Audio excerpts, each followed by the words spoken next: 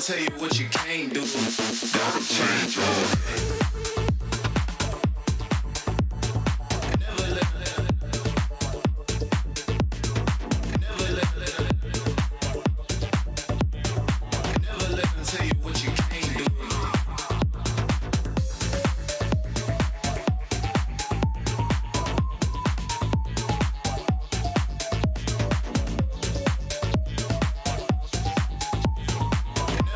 Tell you what you can't do, can't do, can't do.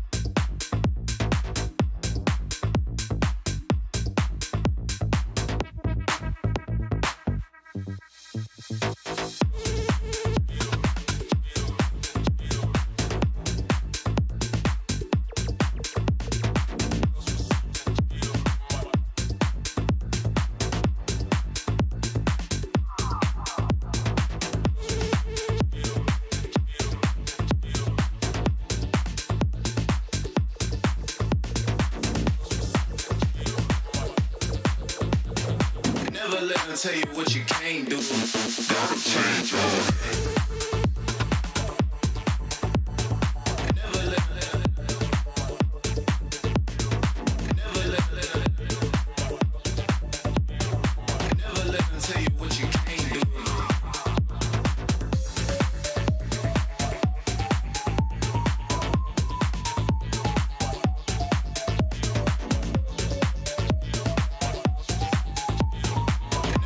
Tell you what you can't do, can't do, can't do.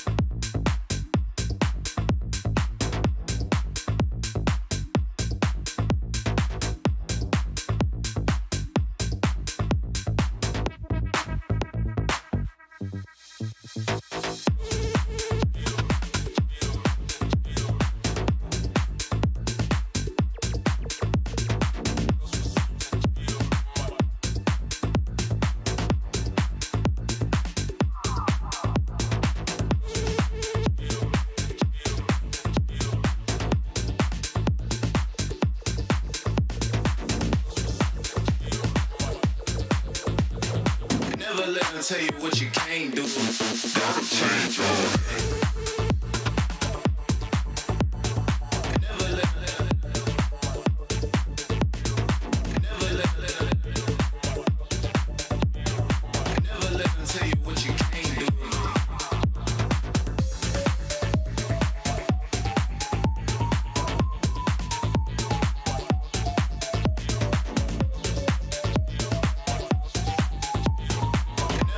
Tell you what you can't do, can't do, can't do.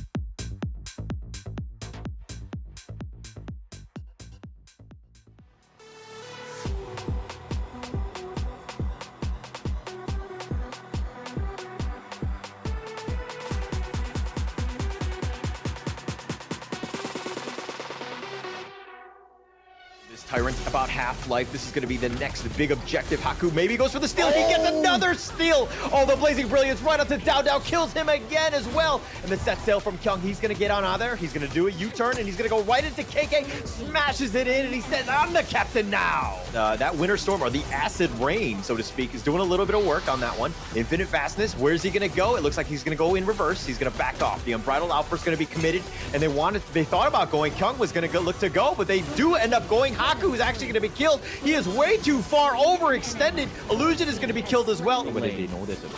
Yeah, fixing the lane. NS right now just looking to push Dao, taking a ton of damage. Oh, he gets Gout out! Did not expect the damage from Siri. Illusion is going to be back up, but now they want to go Tinglin. He's trying to fight this 1 versus 3, 1 versus 4. Here comes Kyung. Path of Passing, he goes right after them, but Fable in a bad spot. He's going to go back with the Sage of Sanctuary. He's going to be killed a second time. Nogshim now are looking to just end this game. The Unending Sorrow from Haku all the way up in front, and they had that one. The Red's coming up once yet again. It looks like he's going to be killed. Tinglin, and it looks like Nogshim have the edge. They just need their minions. The Sea of Fate is just going to push him back, but what at what cost? Here's the super minion. They get it in.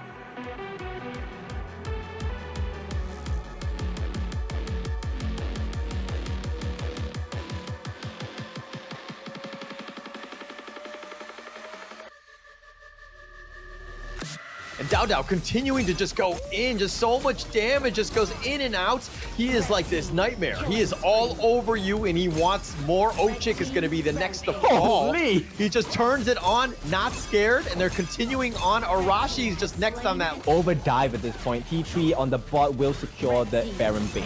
Yeah, they've taken this out. They've taken them all. They want to go in. Dao just going in, sniping him out, getting out without a scar. ASD is going to be down, and they've got the Blazing Brilliance, the Depth at Sunset just burning everyone up. Arashi.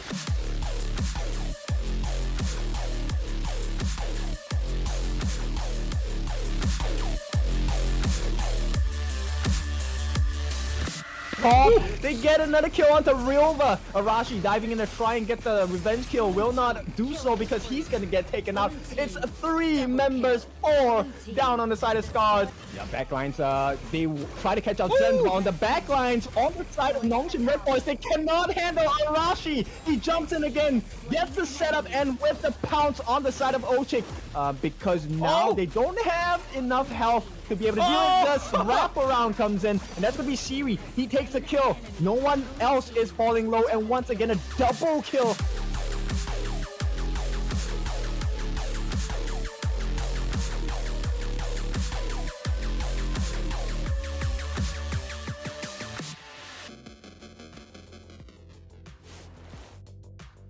How's it going, everybody? Welcome to the 2024 Honor of Kings Championship America Play-Ins. I am Blam, and with me today is Hola. How are we feeling today, Hola? I'm feeling great. I'm super excited to be here. It's all about the America's Play-Ins. We've got 3 teams. It's going to be a double round robin. Who's going to survive? We're going to have to find out, Blam. Yes, we have obviously some new teams joining us today from what we've covered in the Open Series. So we have Isurus Gaming, Tribe Gaming, and obviously the winners of the Open Series America's Regionals, which was Influence Rage, hailing from Brazil. And as we know as of yet, Hola, they have a pretty solid track record of the Open Series and potentially going into the play-ins.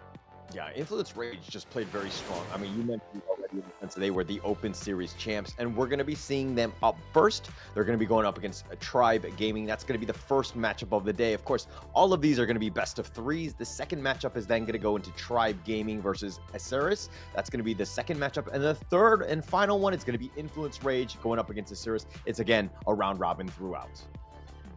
Yeah, that last match of the day is a very interesting one, to be honest, because that matchup has happened in Chalk VR 24, and I'm not going to spoil it for the audience how that went. I know, but you guys can go and find out if you really wish to, but it's probably going to hail some surprises. But here we are on the stage. We can already see Tribe Gaming and obviously the very familiar faces of Influence Rage.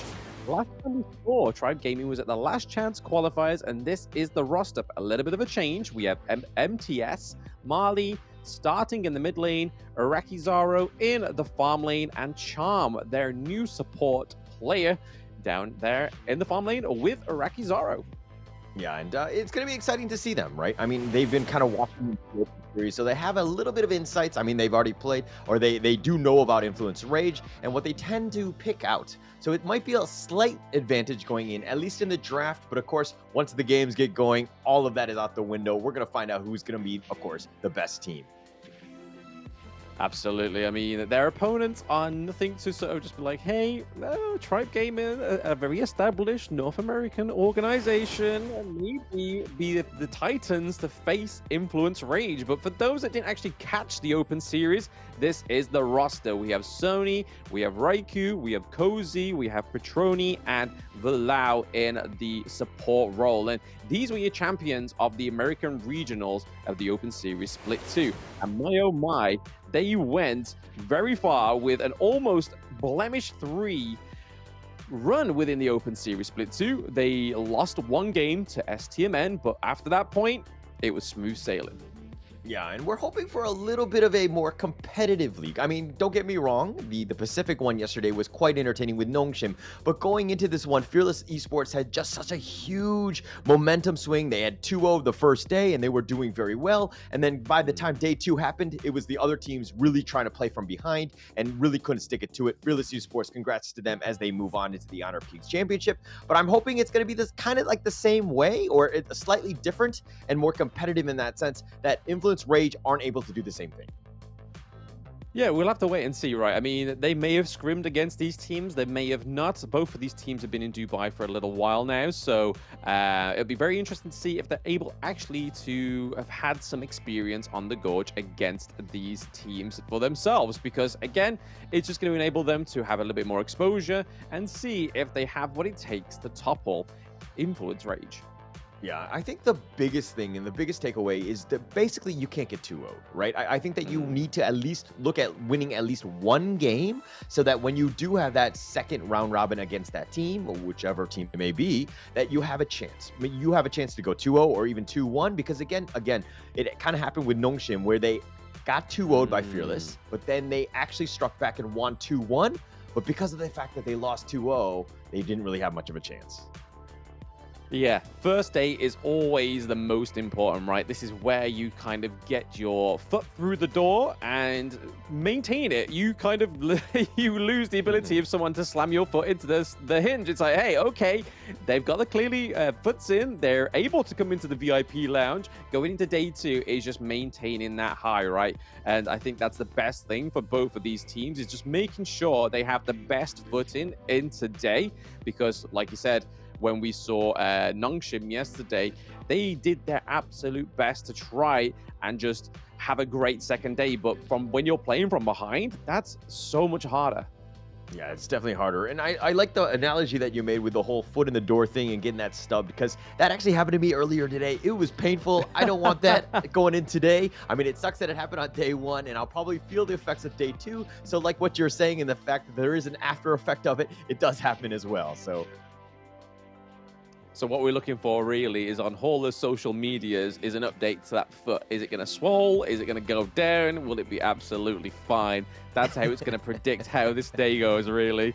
But yeah, we are getting into the draft of Game 1. Tribe Gaming against Influence Rage. Very familiar bands on the board. We have the Zhongfei, Hugh Huan from Tribe Gaming, and then over to Influence Rage, they're banning out the Dachao and the Dolia.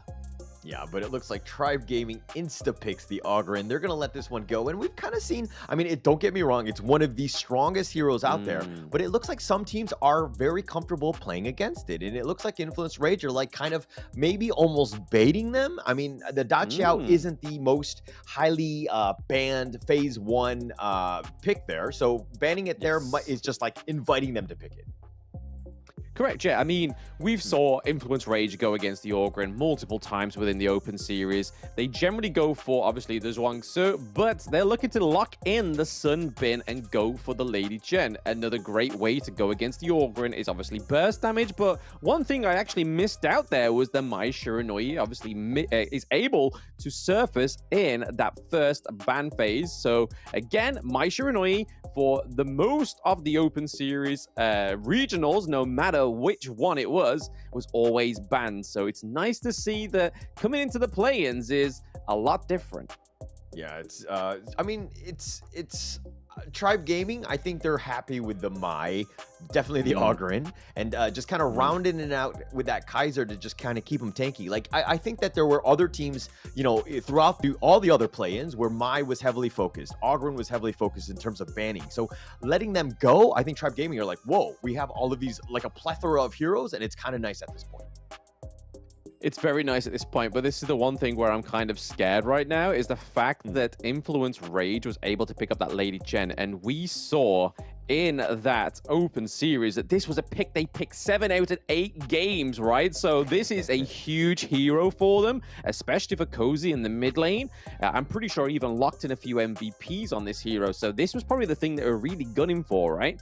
But again, we get the Lung as well, another big pick for Influence Rage. Lung for actually surfacing 5 out of 8 games for Influence Rage in the open series. So hey, they've got some of those highly contested picks, and going into this one, it could be an issue for Tribe Gaming, because from what we've witnessed on the open series, Patroni, Cozy, very comfortable players on these heroes. Yeah, and they play very high, you know, at a very high level, and it's something that it's going to be interesting seeing. But again, Tribe Gaming picked the Mai, and they're going to just try to run at you, right? Wants to get onto the Lady Jeanne. I think the Soon Bean is going to be super important, keeping that time flux so that everybody can kind of keep their distance and just have that speed boost. And it's going to be super important. But looks like Influence Rage are going to pick up that Charlotte. Your thoughts on that one, Blam? Again, another big pick for what they had in the open series in the American regions. It was between the Charlotte and the Byron that surfaced the most for their clash laner, Sunny. So again, he loves the aggressive heroes in that lane, able to kind of just play around your team. So if you go for a big engage, you know that Sony isn't always going to be there first. He's going to be there when he needs to arrive. He is the wizard of Influence Rage. But then, like, to just go back onto the point of the Sunbin, this is going to be a great pick for Influence Rage for basically counter-engaging the likes of the Liam Poe, the Kaiser, and the Ogren. That huge silence going into a team fight could really sway how what would initially be a very strong team fight for Tribe Gaming or an engage, Influence Rage just completely tsunamiing over it as well. But it's going to be really interesting to see what they go for this last pick here. Leaving jungle for last is it like not the keenest part that you should be looking for. Yeah, but I mean, this is the ultimate trump card. You had last pick and you were setting it up. I mean, you knew Tribe Gaming was going to go with the Kaiser, but it looks like they're going to go with the Menki. Keep it tanky and keep it cute. Give him a tanky monkey. Again, we only saw the monkey come through for Influence Rage towards the end of the open series. So once they banned out the Hugh Huan, I knew that they weren't going to, Raikou wasn't going to get that Hugh Huan pick into the jungle. And then everything else after that point, jungle-wise, it was either Kaiser or Dune. So again, Kaiser already taken up, Dune already banned. So it looks like Tribe Gaming have done their homework, which is really nice to see when teams do their homework against their opponents and try and beat them in that BP phase. Yeah, and I mean, it's going to go in. I mean, I think this one, I kind of like both drafts. They're both very meta. They have, you know, hotly contested, like, I mean, decent lane matchups. Nobody's kind of outclassing one another. I think it really comes down to execution, and it's going to be super exciting going into this first matchup here. Absolutely, we can already see that the support heroes are already in that mid lane, just try and give a bit of an advantage here. Not quite the normal song and dance that we normally see when we see a Mai Shiranui come through. We normally see that the mage goes down into the bot lane, and then we see the likes of the Lady Sun going up to the mid lane to try and get a little bit more resources. But we know how resource heavy the Mai Shiranui needs to be. Very close there for Iraqi Zaro. Yeah, he had to actually expend the flash there, keeping himself alive. Charm had gone the long way around. He'd been completely zoned out. Falau was just kind of doing a ton of damage with those time bombs and just basic attacks. And so he kind of like had to scurry around. Iraqi is going to go all the way back to base. He's going to do the walk of shame, and it's going to take him some time to get any of this XP in that lane. Yeah, definitely should be labeled the walk of shame, right? Oh man, I've just been beaten. I need to get my health up. That tiny little speck of health ain't gonna do anything, and Liam Poe unfortunately doesn't have any healing potential. So that's kind of like the weak point, right, for Liam Poe. It's all about the engage, all about the stun. Yeah, super important. I mean, especially now. I mean, Petroni, the net worth, you just saw a glimpse of it, but he's already taking the lead. I mean, just pushing it out. You're losing XP, you're losing gold, you're losing so much, and it's just absolutely massive for him. So Vilao doing a great job. I mean, I know it's small things, and you're wondering why is he just throwing it out or why is he spending all his spells, but it's compounding into, you know, mistakes from the enemy team. And it looks like they're gonna go here. The bubble's doing some work, and it looks like the Invincible Warrior already committed. They're gonna go the Dream Roam, and they're gonna look to just take this. And Raikou actually gets first blood. He takes him out, and it looks like he's trying to go in for this one, but he walks into the heart of the enemy team. There are 4 members. The Conductor of Souls has already been committed. MTS is actually on the run. He does get to safety with that flash though. Yeah, that Destructive Dislodge was actually placed really nicely, right? We saw starting was having to use his flash out of there. We know that Mai Shiranori has the flash, the dash, but that Destructive Dislodge was placed right where she dashed. So a really great play there by Cozy, but okay, Petroni is just overextended a little bit there, but he's not going to get caught out by Charm. But that was a really good play by Influence Rage. They kind of baited it, they got the kill with the monkey, and then after that, it was pretty much history written. Yeah, and in the bottom lane, Meraki Zoro has actually had to recall a second time. Petroni had just zoned him out and did a lot of damage. You were talking about overextending, but it was kind of putting a little bit of pressure onto Iraqi, so he had to come back. And again, it just further compounds it. Petroni actually has a level lead. Yeah, from what we saw in the Open Series, Petroni had some fantastic just presence on the Gorge, right? Just be able to get that gold lead, get that experience a little bit ahead of his opponent in the lanes, or even just the team as a whole. But again, Petroni showing that it's true and tested, and he's able to do it. Yeah, definitely has it. And it looks like, okay, Tribe Gaming are a little, I would say almost on the defensive right now. I mean, not only the net worth is kind of showing that, but look at how, you know, Influence Rage are just pushing them out, kiting them away, throwing out these bubbles, just making it super uncomfortable to even just stand around in the lane.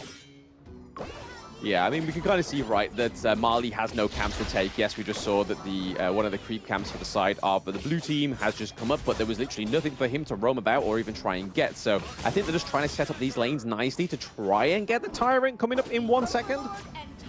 That's going to be super key for this one, right? Raiku's already starting this one out. Starting is going to make his way over. He's going to spot this one out. But again, I like it how Influence Rage have just expended so many resources. 4 members are there to ensure that they got that Tyrant. And now they're looking to do some damage. And Charm tries to flash away the burst ram and the flash in return. And Petroni gets the snipe out. What a beautiful snipe there by Petroni. It was pretty much written there for Charm, right? He was a little bit too lost in the source of the Tyrant pick. And right now, it looks like that T1 may actually get taken up here by Influence Rage. Having a fantastic 4 minutes so far, just trying to gain all that control of the map.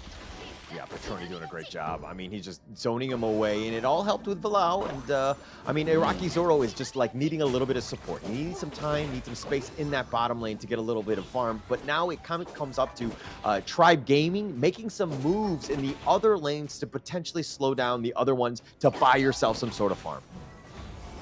Yeah, I think this is kind of just showing now, Hauler, that this is why Influence Rage kind of just let them draft whatever they wanted to, because we've already seen right now that Cozy and Petroni are both of these heroes very comfortable, very dominant in their own lanes. Yeah, actually, that's really scary, going up against a team that can just be like, hey, I'll give you whatever you want, and I know what I'm going to get, and I'm still able to beat you. Like, my skill is just on that level. Yeah, that's the thing that you don't want, right, is just knowing that they're comfortable. That's kind of like playing a mental game already to your opponents. It's like, hey, mate, you go for the Mai Shiranori, you get the Orgrim, but what's going on here in the bot lane? Oh, man, in the bottom lane, Infinite Vastness, he's going to get on out, but the bottom T1 was taken out. Iraqi Zoro is going to take that, but he is very low, so he does need to be a little bit careful here. Yes, everyone on the run. The Infinite Vastness was obviously used there for Petroni, so he could able to get out of there, but we've already seen a little bit of a control here into the mid lane. We have minion waves for the side of Influence Rage, looking to be quickly run down by the side of Tribe Gaming. I think it's just a game of cat and mouse right now. Yeah, game of cat and mouse. Got the steal with the smite. Raiku's gonna fly away. Highest net worth, 4.8 at this point. Raikou is just making some serious moves, taking over the enemy jungle and just making it very uncomfortable for Tribe Gaming. Yes, I mean, look at the goal difference, right? 19.4 ahead, but okay, Sony, they may get the first blood on the board here. Oh, the power gradation. Sony trying to run away. He rolling. He splash Fonto away. He's being chased by Charm, but now here's Petroni. They're looking to turn this around with Ride the Wind, slowing him down. And Charm, not in a great spot. And you thought that you had Sony where you wanted him, but actually you were the prey. Yeah, the bait got the beta baited, right? That was a fantastic play there by Influence Rage, but I didn't expect anything less there. As soon as we saw Sony on the retreat, and then we saw the flank coming through, it was kind of like, uh-oh, what's going to go on here? But again, 4 kills to 0. Tribe Gaming need to start taking some of these team fights. Yeah, need to take the team fights, but they need to ensure that they're on the same page. Charm, you don't really have the damage. Yeah, you have the burst ram. Yeah, you have a little bit of control, but you're not really going to kill anybody. And Sony knew that and was completely baiting them out. Charm going in again, yet again. He's going to be focused here. Raikou just focusing it down with that Ocean of Tears. The burst ram one last time, and he goes down. And Charm, I think that's his 3rd death in about 7 minutes. That's not great. Yeah, it's the whole kind of counter thing with Liam Poe, right? You are heavily focused on trying to get those engages working in your favor, but as soon as you're on a new team, the dream roll. He goes in. He's starting to just go in this. Look at how tanky he is. He's all in front, throwing out those bubbles, starting on the background, just trying to defend the mid T1. Not possible, but Raikou, as if on clockwork, he just takes another Azure Golem here. Yes, so far, I mean, just classic Influence Rage, right? I can't really say anything different right now. The map domination for the Brazilian team, going those T2s into the farm lane, getting that T1 in the mid lane, as we know, is very important. So a lot more of the farm that already Influence Rage didn't need, because Petroni just had it all in his lane, right? And obviously Cozy as well, quite a while ahead in that gold difference in the mid lane. So now they have even more resources open up to them. So they are spoiled right now.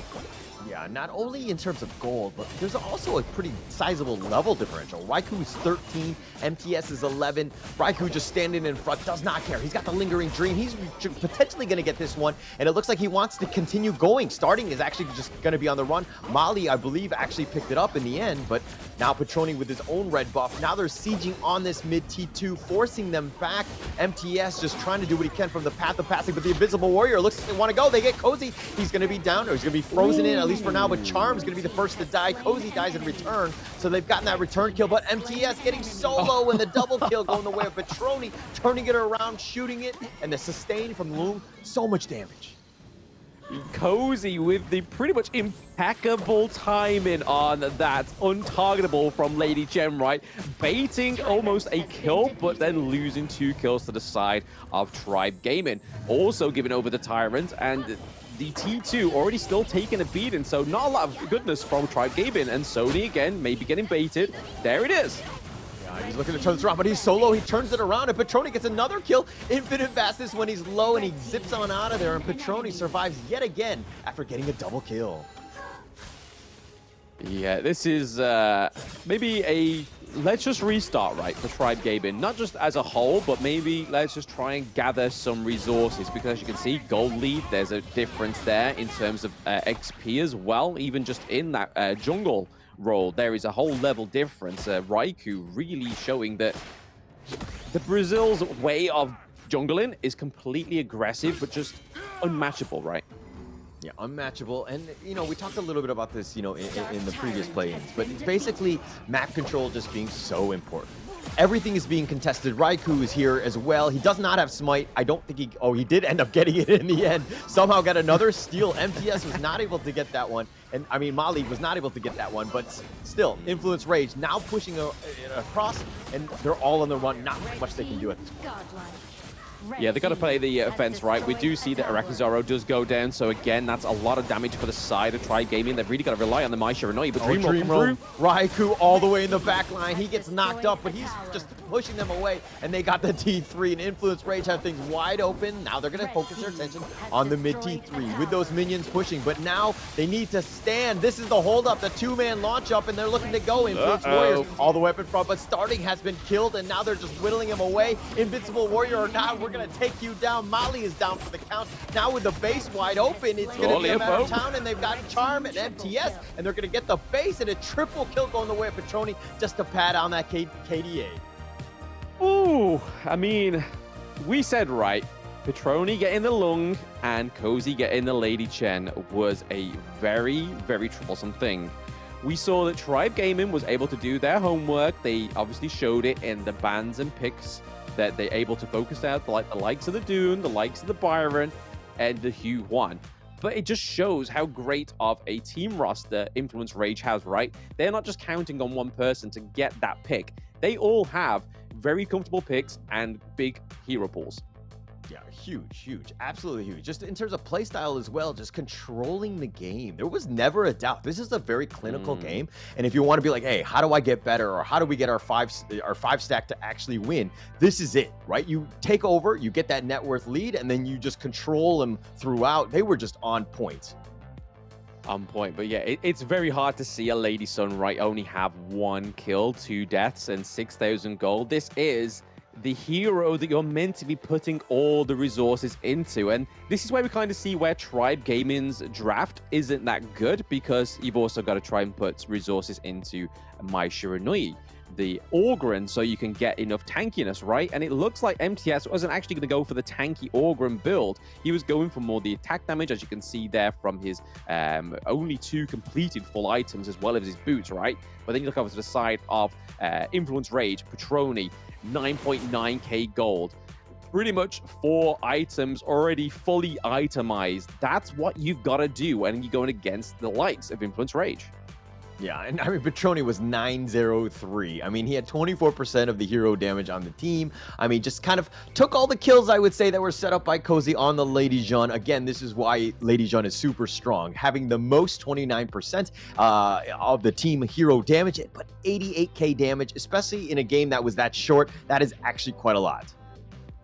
It is definitely a lot, and you can kind of see it's split evenly there on the side of Influence Rage. There was quite a lot of damage coming from the Charlotte, from the Lung, from the Lady Jen as well, and then Menki was just basically there to dream roll in and be like, hey, you support me, I support you, I will set you up for victory. And that's what we saw for the majority of that last part of the game, was the dream rolls coming in really clutch. Speak of, there we go, first blood aimed by the dream roll, and then again a little bit lost in the sauce was Charm. No one else around him other than Araki Zara, but he's not going to roll in knowing that his tank's already low. He's like, hey, I'm sorry, but we've got to cut our losses.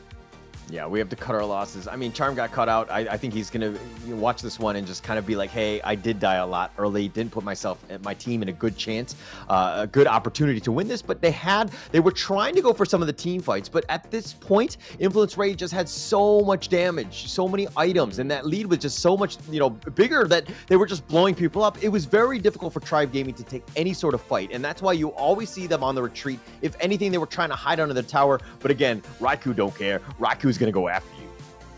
Yeah, and knock knock, who? Raikou at your door, and it's not the kind of playstyle you want to be having, right, when you're Marley on the Kaiser. Kaiser is, yes, he's a tanky hero, but we've seen he can soak the damage, he can deal the damage, but he has to be very proactive with his roams.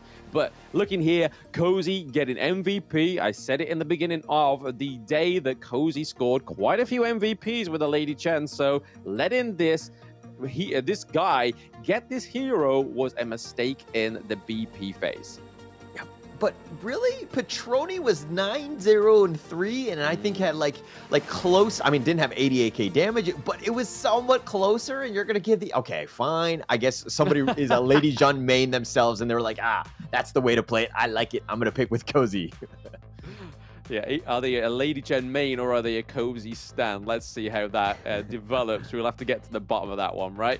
But no, I think it is rightfully given, though, especially with those baits and those untargetable. But speaking of bait, we are going to bait you into a break before we get into Game 2 to see if Tribe Gaming can try and take a round from Influence Rage. Don't go anywhere.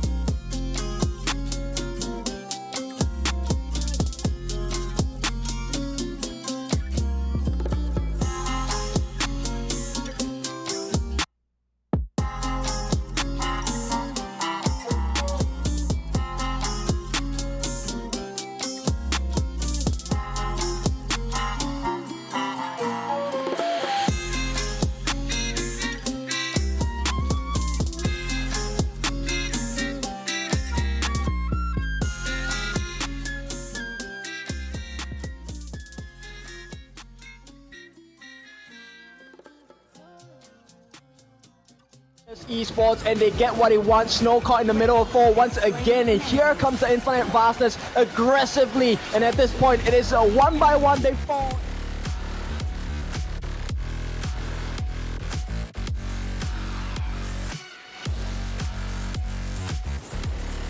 Duel to death. He kills Kakarot right away. He wants to go for more. He's chasing after them with the Rhino Rush jumps in once again, will not survive the fight. A Vanguard shoots, they fall, and it's Influence Rage. So okay, caught in the middle of 4. 5 is all of Fearless Esports, and they get what they want. Snow caught in the middle Side of Chaos, and down goes a Zhongfei. So there is the backbone. We could still see a steal here. Who's it going to go over to? It does go over to the side.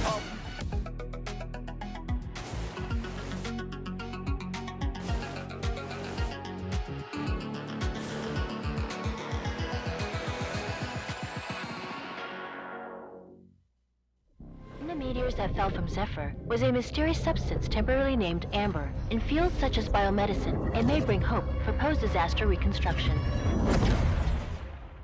The possibility that they're still alive is practically zero. This is our only chance to save them.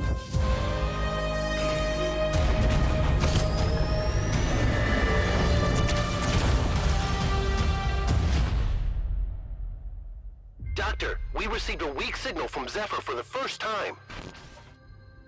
Zephyr! Rescue!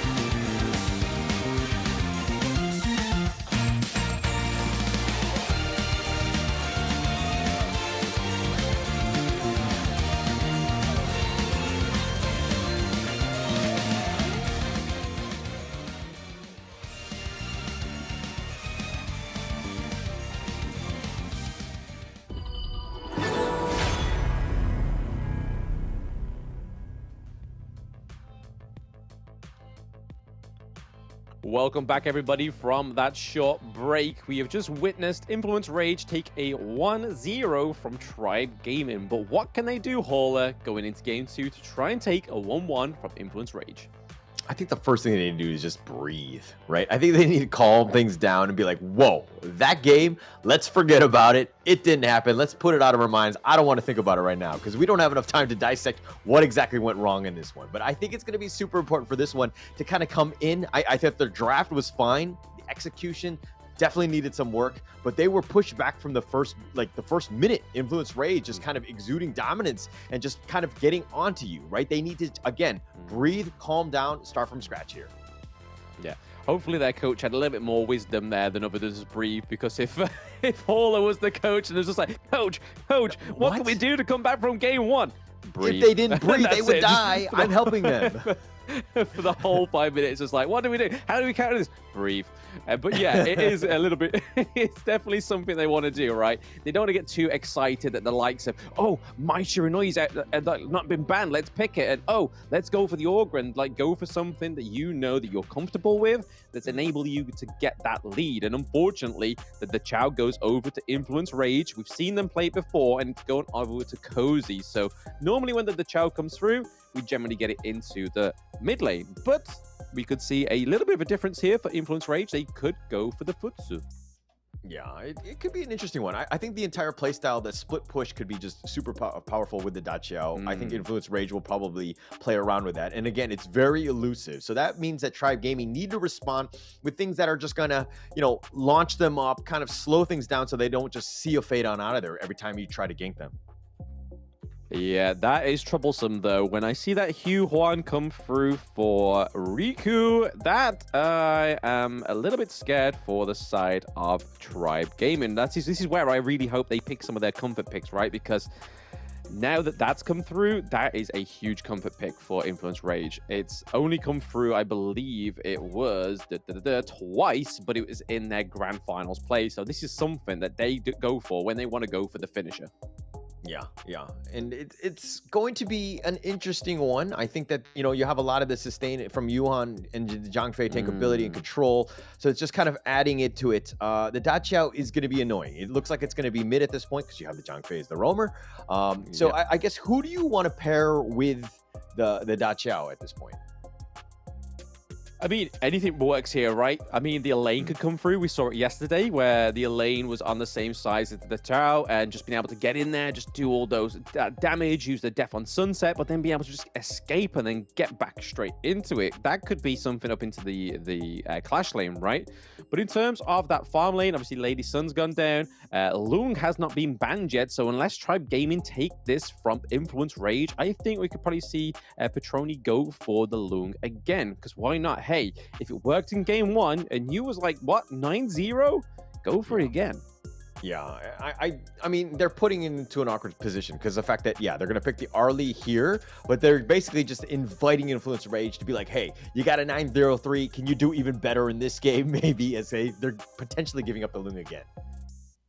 Yep, so Arlie getting locked in there. So again, this pick wasn't actually banned last game, which was really interesting, right? From what we saw from Open Series, Arlie, Mai Shiranui, Orgaran, Dolia were always those first four bans. But Arlie actually slipping through the net here really shows that Influence Rage is like, hey, just choose your heroes, be uncomfortable ones. Like, it looks like they're getting a little bit more back to basics right here on the side of Tribe Gaming. The Arlie, Princess Frost, Byron, Dune being able to soak up a lot of damage, Byron being able to play from a very good vantage point from the Clash lane, but then they're locking the Mayin, and the DRNG for Influence Rage. A little bit more CC coming through and a little bit more independence into the Clash lane.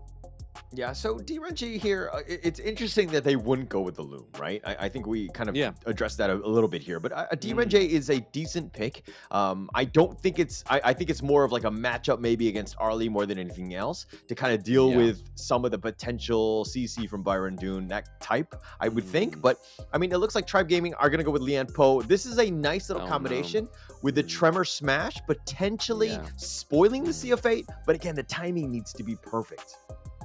The timing does need to be perfect, right? Because you can kind of see where the function of Lian Po is going to come into this, but the only thing I'm worried about is that Charm just gets a little bit too lost in the early team fights, right? Because if that's the case, then the Lian Po's function to try and knock people out of the eye of the whirlpool for the recall, for the Chow, is then already been mitigated, right? So that's where Charm's really got to kind of focus and make sure he's picking the engages right. But he does have the Dune there. They do have the Byron. They have a good engage on the side of Tribe Gaming. It's just how they utilize it.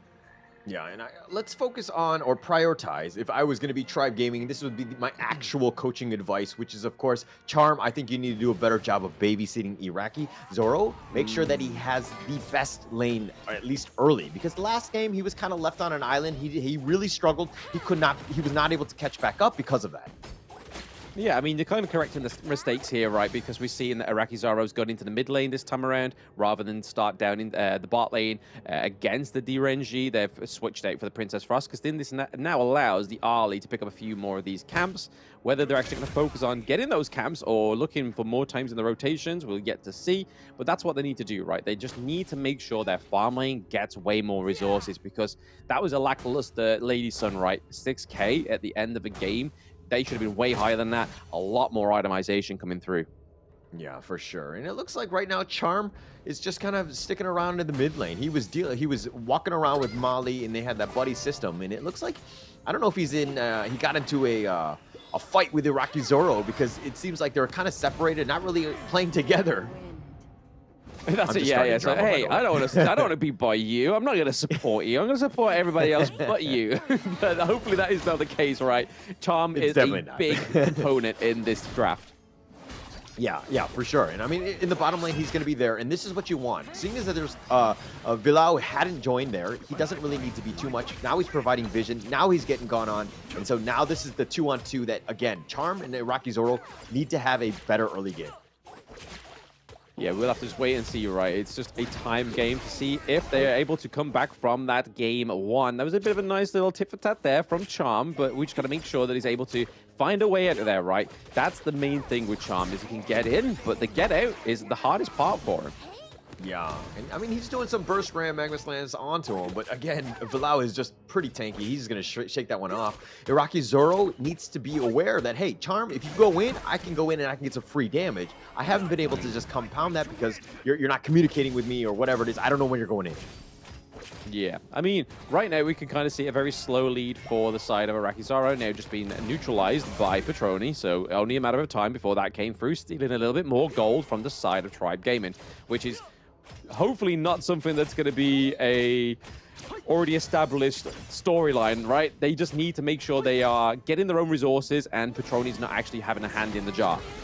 Yeah, it's not burst ram Mega Slam right onto Vilao, who's going to be pushed away, but it looks like Influence Rage want to take this. They're not going to give it away for free. The Unruly Blade forward, the Wind Slash a little off the mark, and I'm not entirely sure. I think Raikou did get it in the end, but First Blood is to be going to the way of Raikou as well. Mali is down, Vilao as well, and it looks like they're going to disengage. It's a 1-for-1.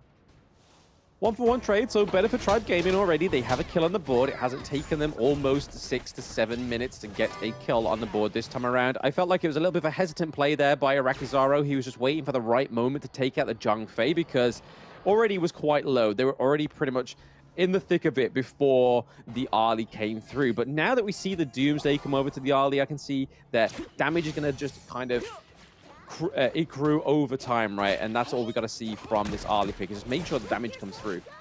Yeah. Speaking of damage, Iraqi Zoro taking a little bit from Petroni, who just ran up to him, is just scaring them away from that Firehawk in the bottom lane. But it looks like Influence Rage right now changing things up. They're being a little bit more aggressive. They're trying to steal whatever sort of farm they can. And I think that that's a pretty good start, considering they do, you know, they're only about 1K behind Influence Rage at this point. Yeah, not too far behind. The lanes have been set up here. There's no actual priority in either of these lanes for this Tyrant to be taken for either of these teams, so I can imagine this is going to be quite a little bit more of a brawly engage for the Tyrant. Not as immediate as it spawns, as you can see right now on the minimap. We can see that the Chao and the Huan are now rotating around there, that they have that lane priority in that mid lane. Huan already started that Tyrant and trying to just keep Mali off of the neutral objective. Yeah, Raikou will pick this one up and they'll just continue on. Didn't even actually commit the smite because it looks like they might go for the steal on this blue here. And it looks like Mali has to Unruly Blade on out of that one and Influence Rage, pushing them out, even stealing the blue. Hey, we all know how important the Azure Golem is, right? Especially when you are a mana-taxing hero for any other side of Tribe Gaming, but more specifically Mali, right? But hey, it's going to be super helpful if it goes over to Influence Rage, because that now means that DRNG is not going to worry about his cooldown reduction, his mana regen for quite some time. And he also has the extra damage from the Tyrant and obviously the lightning effect on his skills. Yeah, it has a bunch of damage. Plus, I mean, they can be aggressive because of the fact that, you know, oh, they're going to go in Burst Ram, Mega Slam, just going out, just zoning them away. But again, the Sea of Fate just gets them out of there. Yeah, they got T1. They're looking to just reset, go around. A 1v1 goes over to the side of Influence Rage into the Clash lane. So again, Sony getting that one up on MTS. Yeah, that's a nice solo kill. That's going to turn into some sort of pressure on that top T1. We're going to have to see how much damage it has, or how much health, excuse me. But again, this is just super annoying. Cozy, again, just sticking with the top, but here's the replay. But I mean, it kind of makes sense here, right? If you now look at Mayin's gold difference compared to MTS, that makes it really easily, it's like seeing why they were able to get that 1v1 in their favor. They're almost a K ahead. Yeah, 1K ahead. I mean, him himself, right? Sony against MTS is what? 1.1K by themselves in that top lane, right? So Sony is just doing an awesome job pushing it out in that top lane. Yeah, the only way they've got dominance in terms of the gold lead is in that mid lane, but hey, Oh, the Azure Golem, they've already got this one, and they want to cut more. Starting is down, and looks like Charm is on the run. Iraqi Zoro is going to be killed as well, and Sony just cleaning house at this point. They've gotten Mali. They're going to go in. Bilal, very aggressive, under the tower, but doesn't care. It sets up the triple kill for Sony. Yeah, he was going in for the triple kill, but also the recall there from the Chow. But he was also like, hey, you know what? I'm not too badly scratched, you know. I'll just go back on my own. And that was a big engage there from Influence Rage, obviously, like you said there. Sony picking up the triple kill. T1 looking like it's in trouble. Yeah, it's going to be in trouble here. Charm, all he can do is really watch at this point and starting. Both of them just trying to just stem the bleeding a little bit, slow it down. This net worth lead is about 5K already. Oof. Yeah, that's a slippery slope, right? I mean, and you can see it there. Hey, perfectly timed graph. Slippery slopes, it now appears, but here we are. Q1 stuck into their jungle. Yeah, and Raikou all the way up in front, playing that atrociously bad music. It's scaring them away. It's hurting my ears. They might be bleeding, and they're going to take the Crimson Golem. They're taking just everything. Because you're not a fan doesn't mean no one else can be a fan, Hauler. No. Everyone, we all have the same music taste as with me, okay? That music is terrible. We shall see. Yeah, but I mean, look at this. It's a 5K net worth lead. Sony just waiting in the wings, the Unruly Blade. It's just to go in, but Starting is taking so much damage. Sony says surprise and ends up killing Starting, blows him up, and might even get the steal. No, Mali does get that one. So that's a huge win. The Unruly Blade back to safety, and it looks like they're going to retreat. They traded Starting for that. Yeah, a bit of a lifeline there for the side of Tribe Gaming. They needed a bit of a neutral objective on their side. And I think as you're playing from behind right now, the Overlord's probably going to be a little bit more of a great utility, right? You're going to have the Vanguards come through. It's going to be a little bit harder to push, but it's not stopping Influence Rage here. Yeah, not stopping them. I mean, they're not scared. I mean, the Vanguards will eventually, they're spawning now, but like Vilao all the way up in front, but they've already got the bottom T3 and, you know, they're take the top T2 as well. I mean, they're just affronting from all angles. Yes, so far it looks like they are ahead. Almost 7K gold now for the side of Influence Rage, and they're up by one neutral objective, which is even Stevens. But then we look over to the turret games, right? 6 turrets to nil point from the side of Tribe Gaming. So we can already see that there is little macro, but also little control that they have on the Gorge right now. Yeah, I mean, that's 7K. Oh, they're going to be going on the flashback, and he's not. Oh, he does die in the end. Cozy's going to pick him up, just barely getting him. But again, this is a 7K net worth lead, right? That's like the equivalent of Petroni, who's about 7K, just waiting in the fountain, not doing anything. They could fight this 4 versus 5, and then you have an even fight. It's an investment, right? It's an investment for Petroni so far, and stocks is looking high as we see them go on to this T3 into the Clash lane. A bit of a fight main shoe. Oh, Sony going in. He's not scared. He throws out some whatevers, but that T3's taking a lot of damage, and it looks like he's in a bad spot. Mali going in. Where was the rest of the team? All of them had run off, and it looks like Influence Rage are going to just deal with this mid lane now. Yeah, it looked like a little bit of a miscommunication, right? Marley was like, I'm in, lads. Do something. And it's like, hey, we're back getting resources, bro. We need help. Guys, friends, where are you guys at? See you fade on out of there. I mean, that's going to slow things down, if anything. Oh, the nice little launch up with the Whirlpool. They called him back, but Raikou had actually been picked off already. And it looks like now Influence Rage will limp back with one member down. Yeah, I mean, at this point, right, we're into the 10-minute mark. Limping is not what you want to do. You want to be trying to get some sort of lead for yourself. But when you are one high ground turret just remaining, what can you do? We see a little bit of a aggressive play there by Iraqi Zaro, just trying to kind of say, hey, look, I'm not out yet. I'm still going to do damage, boss. Keep me in, coach. Yeah, they want to stay in. They want to try to find things. But again, like, Influence Rage is not giving them anything. There's no space. They have to react to whatever, you know, Influence Rage are doing. And look at, they've just been completely shuttled back, you know, just scurry them back into their own base because there's really not much else they can do. Yeah, I mean, that was a bit of a scary formation, right? They were all clumped together, and they have, like, the AoE from the Hugh 1 there would have been absolutely just god awful for them, right? They would have had the Zhang Fei just be able to use the Unbridled Outburst. There would have been a lot of CC coming through. There would have been a lot of control on the side of Influence Rage if they decided to take it, but the neutral objective was looking a little bit more shiny for the side of Influence Rage, which I don't blame them. A little bit more gold, a little bit more damage going into this 12-minute mark. I mean, just added on, right? Just take all the big objectives, push things along, all the creeps, all the lanes had been fixed, so to speak, for Influence Rage, just being pushed along. Tribe Gaming really not being able to do much here. Oh, he's going to get gone on, and he gets sniped out. Charm all the way up in front, not tanking enough. He's going to be killed. Sony going in for this one, goes right into MTS, who has to use the win slash defensively to just stun him out, but they've gotten starting as well. They're just forcing it down, and they've got a triple kill on Petroni. Just lat him up, and then we're going, and it looks like they want to get more MTS. Not much you can do. They take the base, and they're going to take the series. Influence Rage up 2-0. Yeah, no, they weren't even bothered, right, that they didn't get the aces to say, hey, you know what, we got the 2-0, that's fine. But what a clinical 2-0 that was from the side of Influence Rage. There was just no means of control for the side of Triumph Gaming, unfortunately. I think this is where the coach needs to kind of be like, hey, guys, you kind of need a little bit more composure. You need to kind of take control, right? You can't let your enemy team take control of you. And this is what we saw. Classic Influence Rage is they make sure they get the control first, which is always going to be the beneficial thing when you go into a best of 3, right? Just be able to be controllable, controlling, right? And that's the only time you should be controlling, chat, is when you're playing Honor of Kings. Yeah, for sure.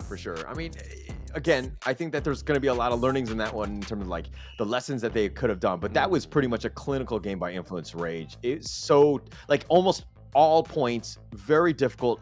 All lanes were being won by them, they were just being pushed back. They really didn't have a chance. It was very defensive game by Tribe Gaming. It was very, very defense heavy, right? Like they were always clubbed together. It was always a case that there were always a team fights away, and unfortunately it was just because they would just always come together. And when you have the Hu Huan, when you have the Zhang Fei, it's hard to then fight against that when you're clumped together. And currently seeing the KDA here, you see that was the case, right? Just clumping together was not going to be the means of a victory or trying to overcome Influence Rage in a team fight. Yeah, and I mean, look at this. When it's tough to overcome Sony, who's 6-0-1, just absolutely dominating that top lane, that clash lane. Petroni with 505 got enough farm to just start doing a lot of damage and bursting people in the end. Cozy was on point with his Sea of Fates as well. Just understanding. I mean, there was never really a doubt in Influence in Rage winning this game because they had so many options and they didn't even have to use all of their options. No, I mean, they didn't even go for the Lung, right? They just went for the DRNG. It worked out very well for them, especially when they were going head-to-head against the Ali in that early game. Normally, it's kind of like that's a bit shaky. Ali having some great range, some great damage in the early game. And as you can see here, a little bit more damage dealt on the side of Tribe Gaming. We saw that Iraqi Zara was able to get that 45k damage dealt. But then it was kind of just from there, we saw some miscommunications that were pretty obvious for those watching that Marley was going in, but then especially towards that high ground turret into the clash lane, but then no one was there to support him. So this seems to be a little bit of nobody's calling the shots, but it's kind of just like, it seems very impulsive, like, hey, I'll call the shots here, you call the shots there. Whereas really, you need to make that one person the shot caller, and you want to unify and trust them, right? Yeah, it's either, one, like nobody's making the shot calls or everyone is making the shot calls. It's like too many chefs in the kitchen. Like everyone is kind of doing their own thing, not really on the same page. And we're seeing some of the fights. Look, it's starting already on the run. He's being chased after by Sony. Iraqi Zoro then is going to get caught out. Charm is like, okay, we're out of here. He's like, do I go in? Do I go out? What am I doing? Right. So Charm, then he tries to dash over the wall, but he's continuing to be chased. But by that time, the team has just been blown up. Yeah, Charm had survived, but it's one of those things where like, hey, if we're going in, we're going all in, right? We need to do this. Yep, too many cooks spoil the broth, and it was hard to see where this Princess Frost fits into this team comp if you weren't planning to take control of the early game, because the only time that the Princess Frost can be used on the defensive is when the winter is coming. It can just be laid down to kind of try and make sure that engages is aggressive, but it's nothing that really stopped the side of Influence Rage because you have the cleanse from the DRNG. If he's slowed, hey, unfortunately, not anymore. And then you also have the movement speed increase from the Dachau, and it is going to be Cozy taking another MVP for himself. Damage taken, 20k, doing a lot of damage as well, so 87.7k damage, not dropping a single death, but giving so much utility to his team. Yeah, it's all about the utility on the Dutch, and he was just providing a lot of it. Again, he had so many different things that he could have done, and he's like a maestro on this, but he didn't even need to use all of the Sea of Fates and the Whirlpools and all those things. Like, he was just constantly on point with the Koi Tides and Severs, just providing so much damage, and it was always up in front, and the team was so far ahead that they really never had to really run away. Yeah, I think Cozy knew that, right? Because they had the control, they didn't have to think about, right, either Whirlpool needs to come through here, we need more people back into this team fight. It was always very controlling by the side of Influence Rage. But we are just going to take a short break here, guys. It will be the next best of 3 coming through soon, so don't go anywhere. We'll see you in just a moment.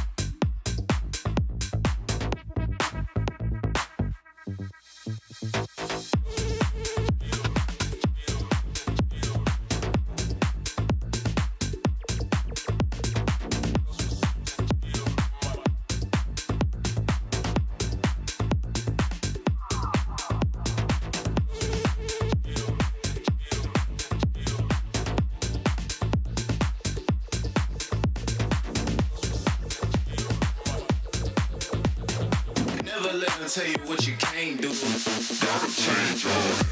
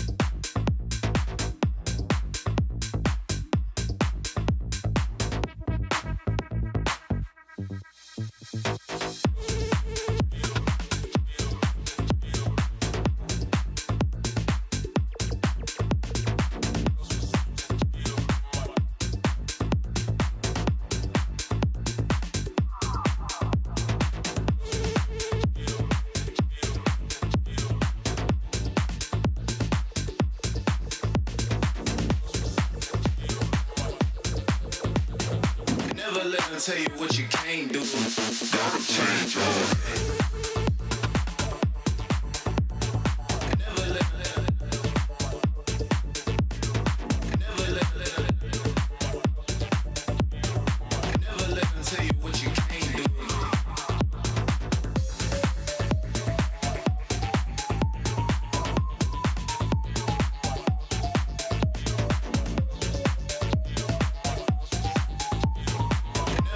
Tell you what you can't do, can't do, can't do.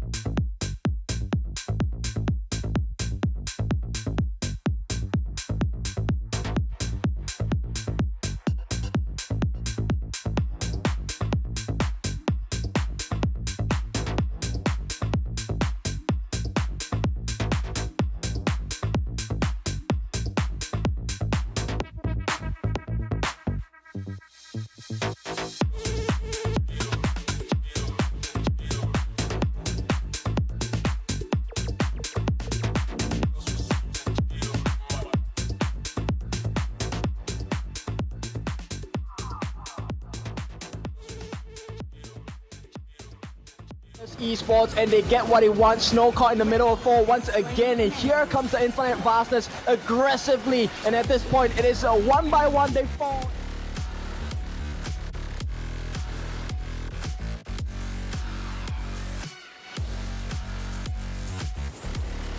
Duel to death. He kills Kakarot right away. He wants to go for more. He's chasing after them with the Rhino Rush jumps in once again, will not survive the fight. A Vanguard shoots, they fall, and his influence rage. So okay, caught in the middle of 4. 5 is all of Fearless Esports, and they get what they want. Snow caught in the middle Side of Chaos, and down goes a Jong Fei. So there is the backbone. We could still see a steal here. Who's it going to go over to? It does go over to the side.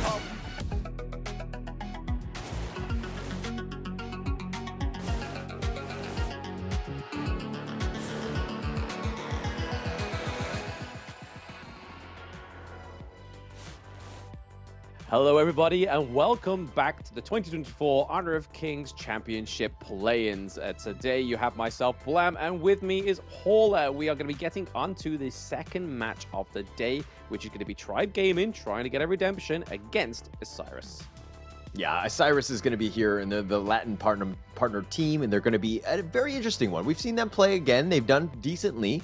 But getting into this play-in and just, of course, being the top 3 going in, and where only one team moves on, it's going to be super important for them to kind of dictate the pace. But again, Tribe Gaming, after that somewhat a bit of a difficult first series, how do they bounce back, Blam? I think they just got to keep a level head, right? They got to breathe. Well, Coach Hauler says, hey, just breathe. We'll get through this one. But yeah, just keep breathing. You don't want to go blue.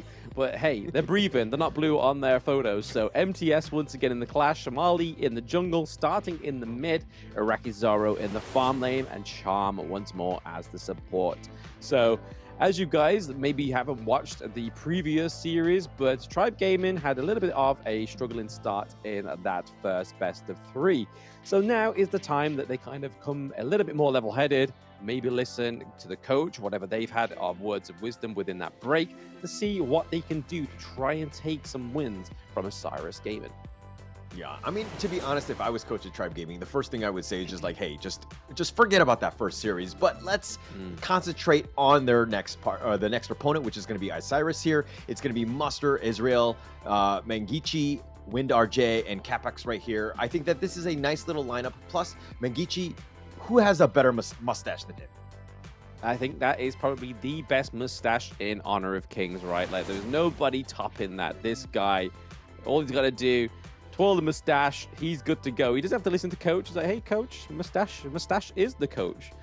Maybe that is the secret front end here for Isurus Gaming. But the thing I'm really looking forward to here to most is how Muster is now fit into this team, because Muster was a transfer from the team Alpha 7 as they went into the Season 2 Invitational. So it looked a little bit shaky with the new addition going in straight before a big global competition, but now they would have had some time to scrim. They wasn't in the previous Brazil tournament to try and qualify for the KC 2024. They are now here, so this is really interesting. This is the part where where all my focus is going on, is see how they've improved as a 5-man unit. But going into the BP, we see very familiar bands and picks from game 1.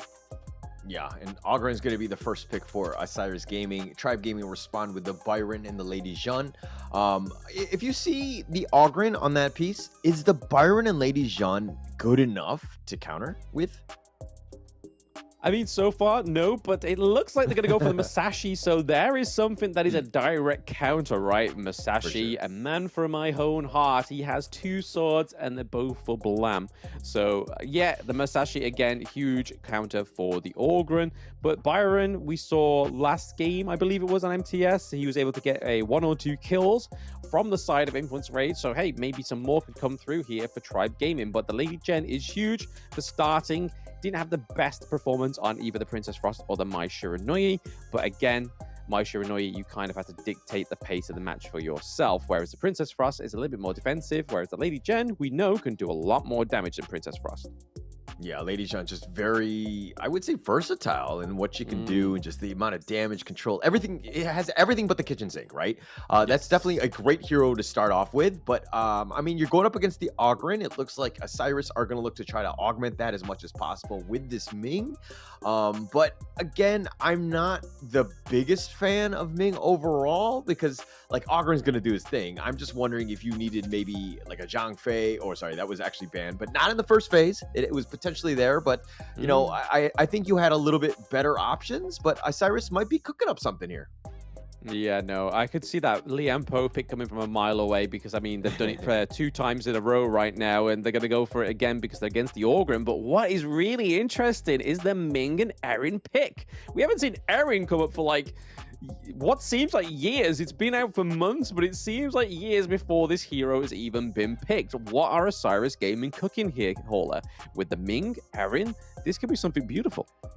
It could be something beautiful. I mean, there are two good-looking heroes, let's be honest. But going into this one, I think that is a nice little combination. Plus, you have a third very good-looking. I mean, they're all good-looking on this team, let's be honest.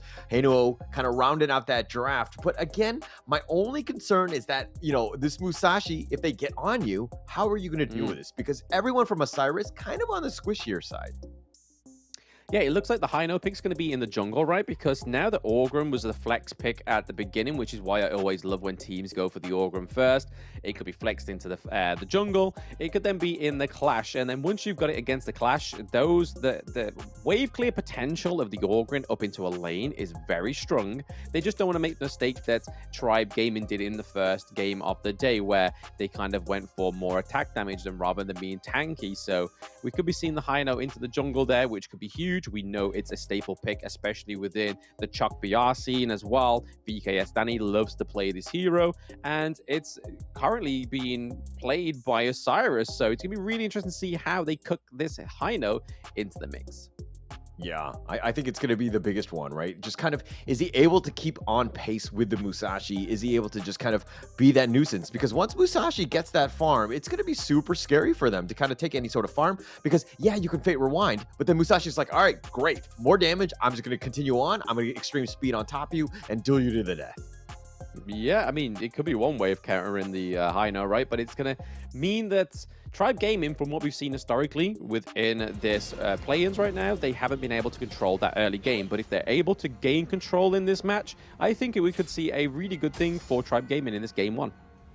Okay, all right. It looks like the teams are set to go. This is, of course, going to be the second match of the day, game number 1. Can Tribe Gaming bounce back and hopefully stick it to Isurus here? Yeah, I mean, they've got to do something right. This is day 1. They need to kind of get some wins on the board just so they can kind of try and reform in day 2, right? So try and gain some more momentum going into day 2, because day 1 super important. But right now we're seeing that Tribe starting is looking to try and take some of those side lanes from the side creeps from the side of Isurus, but so far no brawl yet. We're seeing the Heino go into the mid lane here as well, just trying to farm up. Obviously, again, it's going to be more useful for the Heino to get some more farm than it is the Princess Frost. Yeah, Mengichi just kind of will happily defer a little bit. Just get those, because as real, once he gets the items and start doing a lot of magic damage, those scepters really start to hurt and kind of just zone people away, and it becomes super annoying to deal with. So that's going to be an interesting one. But again, you know, he's going to have to keep on pace with Mali, who seems to be doing quite okay in terms of his own farm. But again, in this mid lane, it looks like Mali thought about going, but they're going to back off. Yeah, I think it's a little bit too early to fight. Even though level 4 is here, obviously Duel to the Death is available for the Musashi, and obviously Fate Rewind is available for Heino. So again, a little bit too early for a engage. I think fighting before the Tyrant really kind of makes it a little bit overconfident, right? You've got to be super duper sure that you're going to be able to take these fights before the Tyrant, because if you do, and if you try and take these fights and you lose, that's a lot of gold that you're going to be missing up. Yeah, it's going to be actually quite a bit. I mean, it's still 2 minutes in. We actually saw Mengichi kind of make that rotation into the top lane. Charm, taking a decent amount of damage. Tried to get cute with that Magma Slam, but he took most of that damage. Yeah, definitely don't want to be getting hit too much by the Erin because she can hurt. Again, with this hero, you can go for attack damage, you could go AP as well, but it looks like so far the first item on the board is going to be an attack damage item for the Erin there. Hino trying to do a dual camp farm here. He wants to clock out faster, Hauler. He's like, hey, I've done my clearing in my jungle. I'm clocking out. I'm coming to the lanes. Okay, all right. I thought he was like clocking out of the game. I was like, no, dude, you gotta keep. You're farming. You gotta keep going. No, but okay, I got it. Makes a little bit of sense in terms of that getting that roam going. Definitely. Oh, the Bridge of Prison actually connecting on a charming. Oh. Blown up. Mangichi says, let it go, let it go, let it go. That was some CC, right? It felt like he was there for quite some time. Even too long for Arakizaro to be like, hey, should I come and help you? You're pretty much stuck in the place for quite some time. Is this a done deal? Yeah, I mean, Charm just completely, stepping on the wrong spot. Did not expect Mangichi to just kind of hiding in those wings. So you got to be super careful, I mean, Charm, we talked about his positioning before. He's made some mistakes, and he made another one there. Yeah, no, you don't want to be too overextending, especially with the CC from the Princess Frost, and how well Mangichi rotates as well, right? Yeah, it's going to be super important, right? I mean, it's going to dictate a lot of things, but Israel invading the enemy jungle. He's in a bit of a duel with Mali, and he's kind of pushing him away. Israel just running away. Maybe he needs to Fate Rewind. Is he going to get out in time? He does. He goes 88 miles an hour.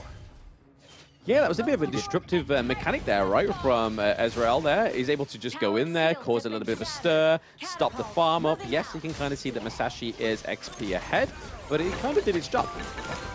Oh, Israel actually got the steal. He got the smite. He's got the fast fingers, but he's in the heart of the enemy team. Whoa. Now they're going to go with Conductor of Soul, just blown up Mali, and they've got Charm is starting, and a double kill going, or triple kill going the way of Mustard. Woo! Muster on this Ogryn. This is nice. So far, so good. But again, a little bit more of an engage here. MTS had to be forced back into T1 safety, but great rotation there from the Clash lane of Isurus Gaming. Making his presence felt throughout. Mooster just going all the way from the top lane into the enemy jungle. That's the lower side, so he was definitely making moves. And I mean, he's just so fast with the path of passing. And Mooster, like, again, he's level 7 compared to MTS, which is again tied. But net worth wise, he's definitely got that advantage. Yeah, I mean, this was the thing that really highlighted Muster as a good player for me in the Season 1 Invitational, right? He had some fantastic macro knowledge. Like, he wasn't too happy he was sticking in his lane, right? He did his job in his lane, and then he was able to just be basically very confident to navigate the map on heroes like the Byron, like Mulan as well. But now he has the Ogryn, like with the path of passing, he's just able to just create routes that weren't there before. Yeah. I mean, he plays the Ogryn to the team. He's doing quite well. He's 3-0-0, making an impact across. I mean, getting that triple really helps him out. Now MTS is in a bit of a tough spot. He's like, I actually don't want to lane against him. And MTS actually goes to the bottom lane. Yeah. So can someone else just take my 1v1 matchup for me? Is that okay? Yeah, I'm not going to have any piece of that one. And I think Isurus Gaming got the other blue again. So, Mali right now is struggling, not able to find the buffs, not able to find any farm. And now the mid T1 is getting pushed in, a little bit less space to work with. Yeah, I mean, it's a little bit crucial for the side of the Masashi, right? The extra cooldown reduction from those Azure Golems is pretty fatal for losing it, right? Because, yes, we can get the cooldown reduction boot, but losing that Azure Golem is going to mean that you've got to wait that extra little second. And in Honor of Kings, a second seems like a lifetime. Yeah, especially in the early phase. Oh, they're going to look to go for this one. And they have Israel. They knock him off with a nice Tremor Smash. That's going to connect. But do they have the follow-up? No, Mali's going to be the first to fall. And they did get Mangichi and Capax in return. And it looks like they did pretty decently on that one. Wow, there we go. A 3-1 trade for Tribe Gaming. They are not out yet. The Tribe is still smashing that drum. But that was a really good play there for the side of Tribe Gaming. They was able to capitalize. And it seemed like Charm was in the right place at the right time. Yeah, I mean, he actually played it really, really well. Like, he went went to the limits, got nice little stuns to set up the rest of the team, and he survived. That's the biggest thing. Could he have gone back in one more time? Yeah, he was on the low side, but nonetheless, he already set it up, so he did his job. Yeah, the thing we got to watch out here for, though, I think, is the Direnji, right? He's falling heavily behind with that gold lead compared to WindRG on the side of Isurus Gaming. Oh, the burst ram actually just barely missed out Muster. Muster uses the healing do, and it looks like they're going to look to turn this around. Tribal Gaming decide to just book it and run. Yeah, I mean, when you see the teleport come from Israel, the user's like, yeah, no, I'm getting out of here. Them scepters are going to hurt, boy. And again, looking to try and steal the Azure Golem. Is he going to get it from the Murasashi? No. Oh, but the Fate Rewind gets him on out of there. And Israel on the Hano, just so annoying. Oh, but they're looking to go. Nice Storm Strike and nice Trevor Smash as well. But Mali again falls, but they get Mengichi. And that's going to be a nice little return. But oh my gosh, Wind RJ doing some pick-off damage. Gets a little bit low. Oh, so that was so close. It feels like there's a little bit of a discrimination here against a Princess Frost pick, right? I mean, Marley is constantly going in for that pick, and hey, if you can stop Winter coming, you definitely want to be taking out that Princess Frost, because again, great zoning potential from that ultimate, but can also do a lot of damage. Yes, Mengichi only has about one full itemization, which is the Venomous Staff to kind of counter any kind of healing on the side of Tribe Gaming, but so far, it's looking a little bit more closer here in this game one. All Tribe Gaming need to do is try and take some of these turrets. Yeah, they need to take some turrets, but also, I mean, I understand Mali has this blood frenzy over the Mengichi, you know, the Princess Frost, and killing her as quickly as possible because of all that damage. But Mali, you need to survive. You need to just basically carry this game in that mid-game, give your team like a real good chance to kind of fight, because they need your melee prowess. Not only that, they need the Smite, right? They're not going to get neutral objectives without a Smite unless they are really clean with how they are able to last hits against a Smite. That would have to be a big fumble from the side of Isurus Gaming, which is a big gamble. Yeah, for sure. And it could be awkward because Israel has been on point in terms of jungling. Look at those scepters, just sending everyone away. He's so greedy with these Azure Golems, taking them all out. The burst ram on the backside, and Musker got the kill on the starting. The Fate Rewind, and he zips on out of there, and you can just call that one bait. Yeah, you get a scepter, you get a scepter, you get a scepter. It seems the side of Osiris Gaming to do it. It's like, hey, you all can get some damage, boys. Yeah, it does a ton of damage here, and Osiris just chipping away at this T2. Doesn't have the minions, so he can't continue on. But the real fight, or looks like the main push, was expected to go top. But again, no minions there. Gonna slowly siege here. Muster going in with the Path of Passing from that awkward angle, and it looks like they do take that one. Yep, T2's down. This is going to be a bit of a hard comeback here for Tribe. They've had some really good team fights, but when you don't have any macro, when you have any of those turrets down, it's hard for the side of Osiris to not be able to just completely keep going forward, right? There's no need to go back because they still have their T1s in all the lanes. Yeah, Tribe Gaming here trying to win this game by somehow not killing any towers. Not the greatest strategy, but no, honestly, they just haven't had the real opportunities to kind of push through. Ezreal's been pushing them away. He Leap of Fates back to safety, and again, just constantly throws out those scepters.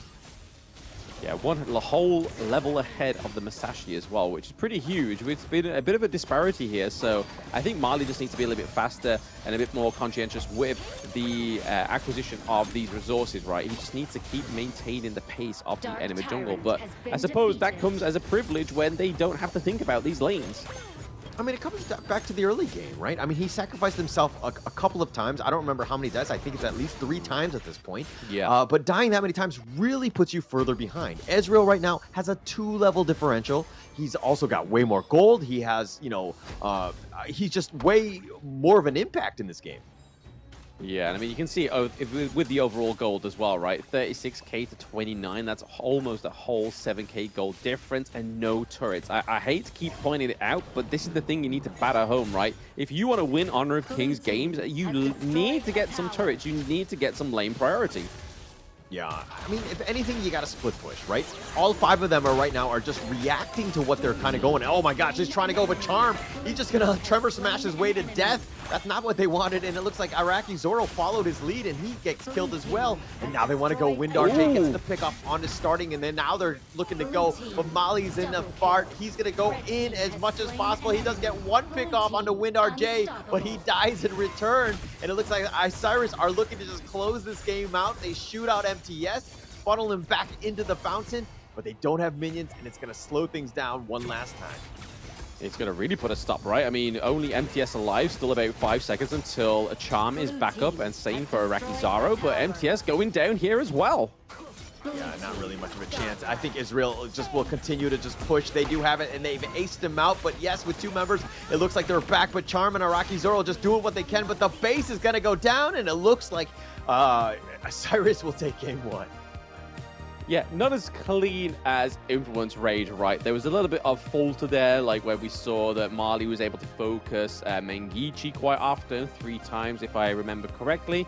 But then also the fact that they had the control, but there was very confident, a little bit overconfident on the side of Isurus Gaming, it seemed, right? It wasn't the most sort of like, hey, we've got control, and then they kind of just manhandled it. It was kind of like, hey, we got control, we're going to try and finesse you.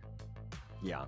I mean, it was tough, right? Like I think that they were there was a bit of a, I don't want to say skill gap, but definitely in terms of teamwork and coordination, Isurus were on the same page, pushing things when they needed to have done. And Tribe Gaming, again, just very reactive to what was happening, and that's generally speaking a losing game. Yeah, that's the problem, right? When you're only playing on a reactive footing, it's kind of like, hey, is that the right way we need to go in terms of fighting this? But it didn't seem like it. It was kind of just like they needed more presence in these lanes. Like the reaction to the team fights, Charm taking some really good tremor smashes, amazing, but it's just all about trying to get some more of those objectives.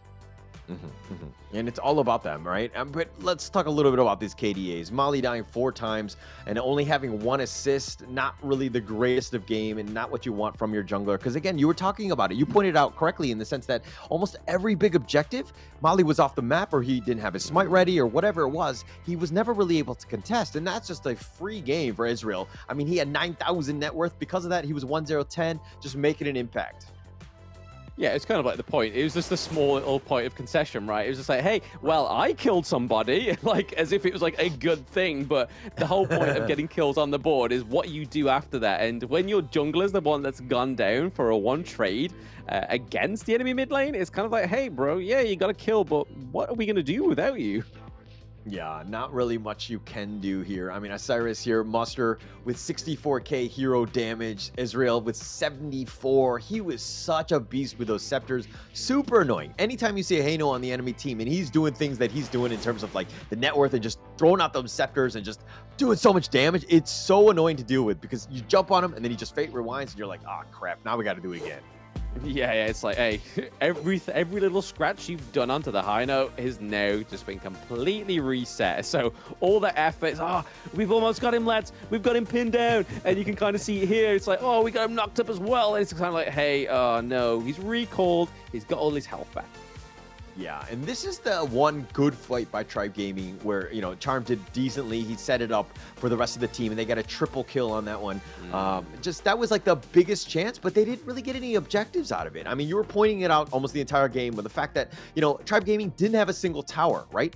Getting that tower provides a lot of space. You have a lot of room to move at this point, and you know it pushes the enemy team back, and it's got to be super important. You got to understand that, hey, if you win a team fight, you got to get something out of it. Yeah, well, I mean, we always beat home in these matches, right? That obviously mid lane is very important. That's T1.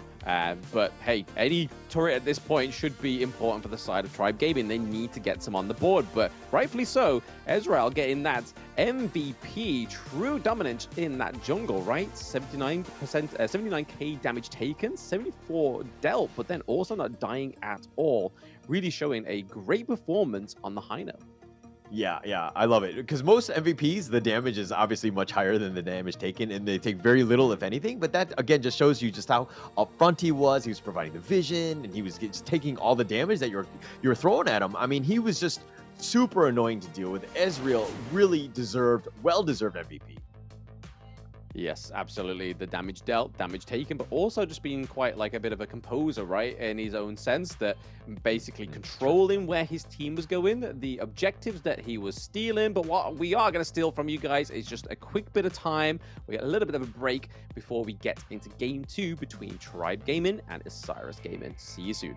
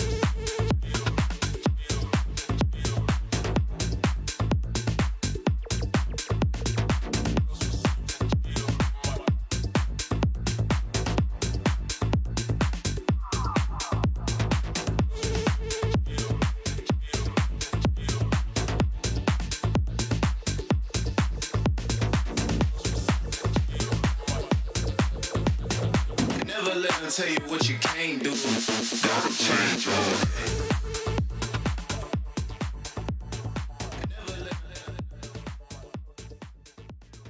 Welcome back to Match 2 of the Honor of Kings Championship 2024. We're in the Americas play-in, and of course, Isurus just took Game 1 over Tribe Gaming. My name is Holler, and with me is Blam. Okay, Tribe Gaming, what do they need to do? How do they get into their win column here? Well, I mean, they need to take some turrets, right? We were battering this home earlier on, especially in the game, but then also of the post-game analytics.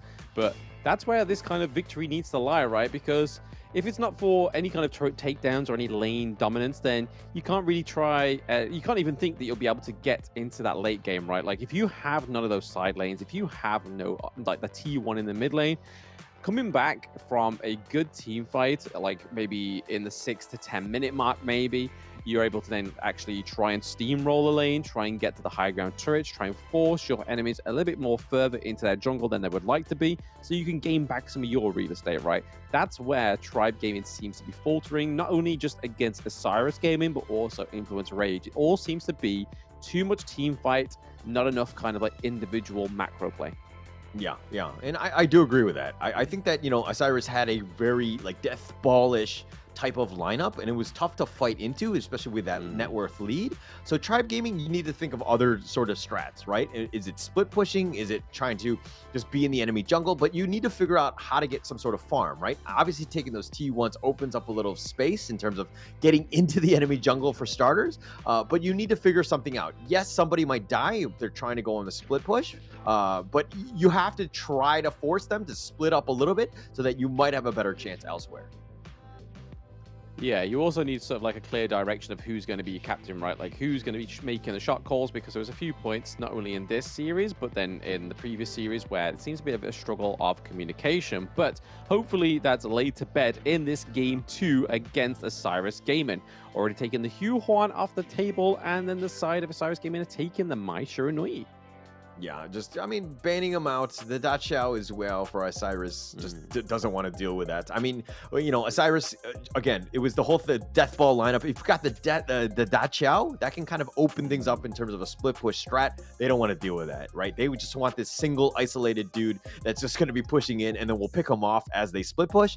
And the Da Chao, obviously with the strat of just teleporting out, it kind of avoids most of that. It does, yeah. And they do ban out the Zhong Fei this time as well, again, because they don't want to go up against it. So rather than locking it in for themselves, they've gone for the red side and the side of Tribe Gaming. So, hey, they could have probably banned something different here, like the Ogryn again, and then gone for the Zhong Fei and then or whatever else they wanted to go for with their first 2 picks. But right now, the Ogryn's still up. They could go for Masashi for themselves this time around. They could go for Ali or even Lung, but they go for the Dolia. Because again, that's not banned. Hey, may as well pick it. I mean, all of the main one, you mentioned them all, right? The Ogryn, the Musashi, the Dolia. These have just been very high impact heroes, right? So Tribe Gaming are hey, we're gonna let you open up everything. You pick which one, and we have the right counter. We think it's gonna be Byron and Ogryn in this case. And Tribe Gaming, I think that this is, I mean, they got it in game 1 in the last series. They're gonna pick it up here. Hopefully they have a little bit better of a success rate with it. Okay, so the Kaiser paired with the Dolia. That's a little bit more of a staple pick, right? This is pretty much when you first hear of Dolia in team comp, you're like, hey, that's going to be paired with the Kaiser. This is the most infamous coupling, right? Having 2 invincible warriors in your arsenal. And then not only having that, you have now Destructive Deluge. You can have whatever the plural of deluges is. Is it is it just deluges? Is it got its own term? But now you've got 2 of them, right? That's better than 1. For sure.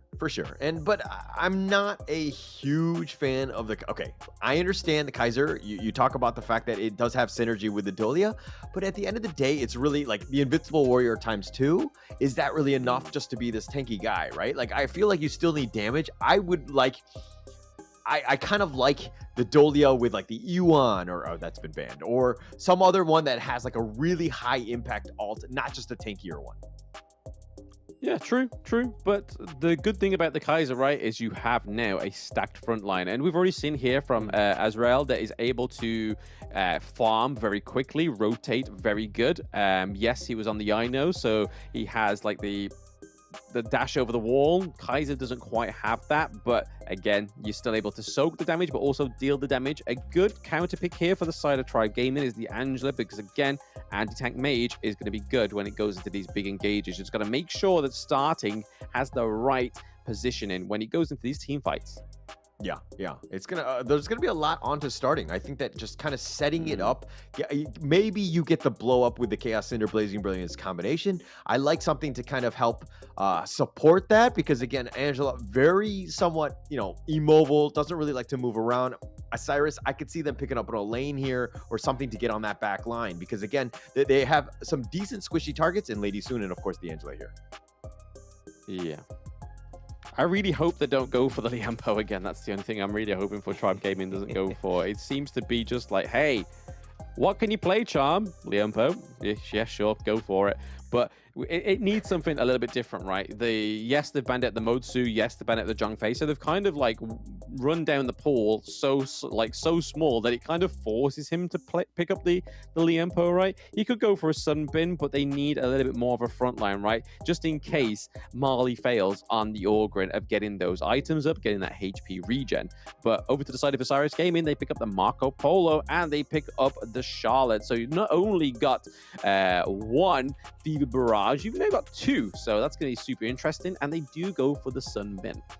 Okay, I'm okay with the Sunbin here. I think it helps just kind of accelerate, you know, the Ogryn Path of Passing type, just like running into them, right? Plus you have some sort of speed to hopefully get out of the Fevered Barrage from the Marco Polo. So you have some options, right? It kind of sets it up, but now Charm, who generally likes to play tankier type of roamers, has to kind of change up his play style here and just be super, super defensive, have perfect positioning so that, you know, you can get those time fluxes off in every key team fight.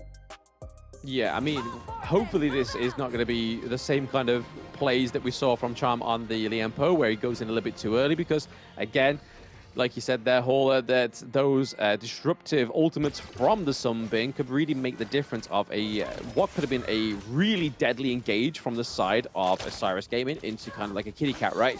Because they can silence, they can kind of stop the control that Osiris can have in these team fights. Yeah, that time lapse is going to be key, right? Just setting it up for when that fight really does go down. But I think it really comes back to Mali and MTS, the bruisers, just kind of dictating the pace. Are they able to get some farm so that they can kind of start getting onto the, you know, the Osiris backline, which is really not that tanky and kind of squishier on that side. So they have to kind of, you know, it's like a chess match in that sense. Absolutely. I mean, that's what it all is down to at the end of the day, right? Is just making sure you pick up the right heroes at the right time and engage at the right time. But make sure, importantly, that all your team know what you are about to do, because there's no point saying, hey, I'm going to go for the back line, and then you're 2 seconds afterwards, you are stuck in the back line. 5 of the red team are literally in front of you, and it's like, hey, guys, did you not get the point that I was going into the back line? Yeah. I mean, it's going to be super important, right? But okay, I think one big playstyle difference, Mali needs to just kind of, I mean, he might steal some farm in the mid lane here and there and, you know, just go throughout. But I think that he needs to concentrate more on his own farm and less on attempting to go for kills. I think that has kind of hurt him in the end, or in previous games, excuse me. So I think Mali just, again, needs some items. Let the Ogryn just do Ogryn things where you just start doing a whole bunch of damage. Yeah, wherever he may roam, he can. And right now you can kind of see that both of the jungle's objectives have been basically cleared very fastly here, especially Kaiser and the Ogryn, very fast at clearing all of their camps, and that's probably why they're in these lanes, right? Trying to give some presence, but the Fever Barrage goes through. We do see a lot of damage going on to Iraqi Zaro. Is this going to be first blood? Oh, WinRG getting that first blood, but a trade across the map onto Azrael. So he does go down. It's a 1-for-1 trade, just like game 1, but across the map. Yeah, Iraqi Zoro actually, I don't know if it's the frag grenade or the rolling ray, but he actually missed the one shot that could have saved him and killed WinRG first, but he just barely missed it. And here's the replay. Ezreal just getting blown up. That Blazing Brilliance just burned ya. That's the beauty of the Angela. The anti-tankness comes through. The positioning very well from starting really aided that kill onto the Kaiser, which is going to be troublesome now because, again, that's just really just upset the tempo of Azrael in the jungle. But now it's given Marley a little bit more of an edge there, with 200 gold difference, which isn't huge, but it still means he's able to just, after that fight, go back and just gain some more gold for himself. Yeah, I mean, at this point, any sort of gold, get them into this one because they're really going to need this one. I mean, if we're looking at Windar J, 2.4, Iraqi Zoro, 1.9, 500 gold differential. 3 minutes in, not great. No, not great at all. But hey, maybe this will get neutralized at these next neutral objectives. Okay, Path of Passing going over to the wall. On Marley is now stuck onto Mingenshi. The Conductor of Souls comes through a little bit early there. He still gets the kill onto Mingenshi. And then the time-lapse comes through just to keep the side of Isurus from Tribe Gaming. So again, that was a nice pickup for Tribe Gaming. This is what we've been looking for, right? Yeah, definitely. I mean, Mali making a move and getting a conversion out of it. The fact that he got he got that kill, super important for Mali, because previously when he tried to go for ganks, nothing really happened and he just kind of wasted a little bit of time. So this is, again, that kill turned into the Tyrant, and again, things are very different already for Tribe Gaming. Very different here. MTS and Marley looking to push Muster, but now they may get met with Mengenshi and Ezreal. But again, the anti-tankness comes through from the Charlotte. Starting is way behind there and keeping himself positioned very nicely away from the Kaiser, so he can't get in. Invincible Warrior looks like it's already been procced as well, so he's got to be careful, but he does have the aid of the Celestial Melody if he needs it. Yeah, Mali playing much better. He actually got that blue buff, stole it away from Ezreal, who definitely does need it, especially help with the farming and the cooldowns and all that. So it's kind of a missed opportunity for him. And now the tables have turned, right? Tribe Gaming right now in the lead. How are they able to kind of play with this one? Because again, they haven't throughout the other 3 games. This is a almost uncharted territory for Tribal Gaming at this point. Yeah, I mean, they're doing well, right? But the only part where they're kind of falling once more is still in that farm lane, because we can kind of see that WindRG is still ahead of Arakizaro. Arakizaro not having the easiest time of getting that gold that he needs. A knock-up for MTS there. Muster going in as well. Mengenshi just getting the hit off, but the Destructive Deluge is being able to just be nullified because he's dashed out of there as well. So really good escape from MTS, not getting caught out, which means that he may be able to save this T1, or he's now going to recall and lose it as well. So, hey, these objectives are not the biggest priority on the side of Tribe Gaming. Yeah, MTS expended the flash just to keep himself alive. He was a little bit low, but again, he sacrificed all of that for that T1, essentially. He probably should have just waited in that bush, see what they had done, and then maybe look to defend it, because now it's down and less space for MTS. Not great, but they were pushing it out. They did trade the bottom T1 for the top. I'm proud of Tribe Gaming. They've got a turret, right? This could be a turnaround on what we was expecting, because, again, we just didn't want another repeat of the past 3 games for Tribe Gaming, and neither did they, because if they just lose this one as well, it's going to be a lot harder, if not near impossible, to come back in day 2 for themselves to try and get themselves into the play-ins. But right now, Tribe Gaming on the board are ahead of gold. They finally got a T1 turret as well in the farm lane, so they did trade the T1 into the clash for the farm, so side lanes being traded there, but it does give them a little bit more of opportunity, a little bit more realism into these late games. Yeah, and I want to take sole credit of Tribe Gaming's successful game 2 thus far, because of the fact that I told them to breathe. My coaching has really impacted this team, and you can see it right now. Yeah, can we get like a line into their comms, like they're actually not even talking, just going breathe, guys, breathe. Just breathing. And it's working for them, right? I mean, they've lost the T1 in the farm lane, but they're still doing pretty well. So they just need to maintain this tempo. Don't take the foot off the gas. Yeah, for sure, for sure. And I mean, like, the net worth lead is slowly dwindling a little bit. Isurus is still finding gaps to kind of get themselves back in this game. They're continuing to push Tribe Gaming back. And this is why, you know, hey, really good teams understand how to play with the lead. Tribe Gaming right now looks like it's gone on. A bit of a bad phase check there for Marley. Just going straight in with his face. He's like, hey, checking this phase, Bush. No one's going to be here. Just my pretty little face is Orgrin, and then get met by 4 members of the side of Isurus Gaming, which could lead to this T1. They do clear the wave pretty well. There's still 1 minion in there, able to clear it, keep that T1 in the mid lane alive. So I think that's kind of like a stable point now for Tribe Gaming. Yeah, definitely. Keeping it alive is super important for them. And I mean, they had 4 members of Tribe Gaming just keeping it alive, trying to defend it. But the Blazing Brilliance a little off the mark. Capex just kind of dodges that. Yeah, you got to be careful on that one. It does have a low cooldown, but you don't want to be sort of expanding it too much. The Invincible Warrior does go through a little... Actually, no. Yes, goes in a little bit early there. Given over another one thanks to the Celestial Melody of Dolia. So again, they could still force another team fight, still have that Invincible Warrior as well. Orgrin path of passing over the wall. Wasn't able to get the Azure Golem buff. It does go over to the side of Isurus Gaming, which could be a pretty big upset here for Tribe Gaming.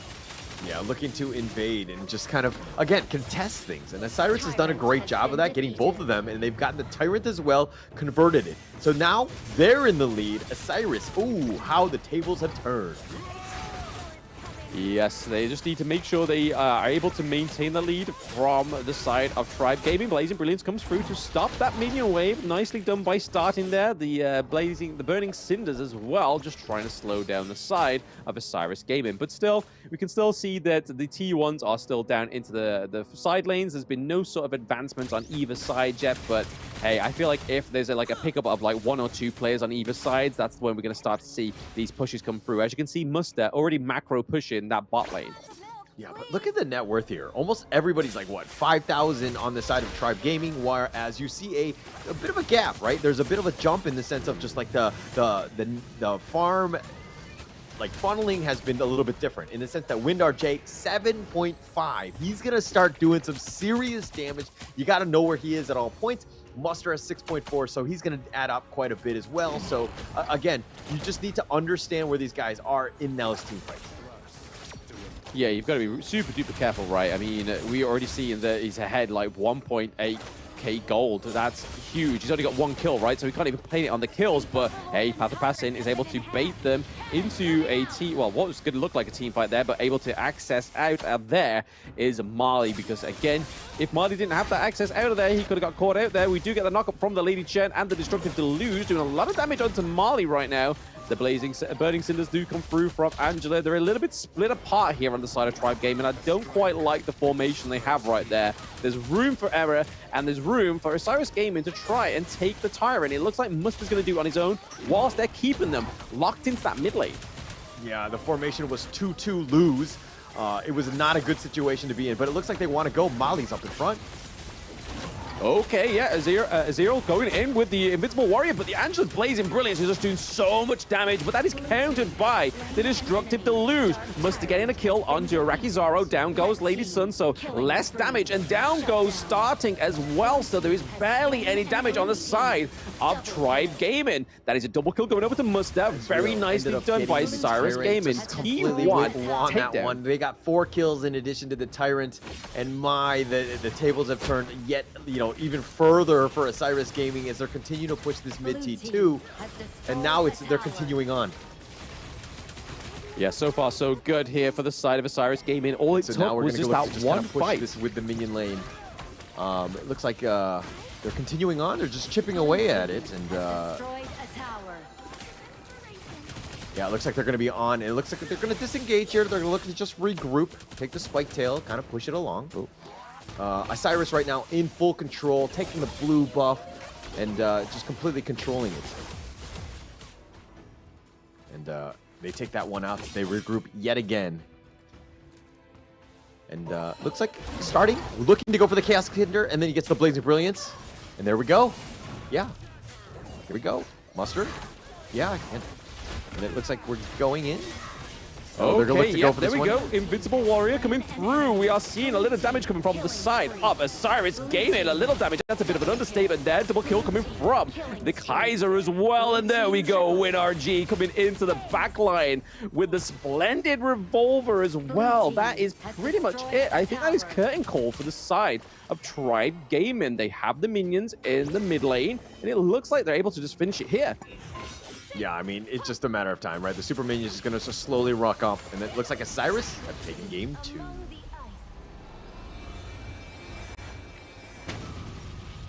Yes, Osiris Gaming taking game 2, and that is going to be a hard comeback for Tribe Gaming. They had an improvement in the last game. They were able to take some turrets right.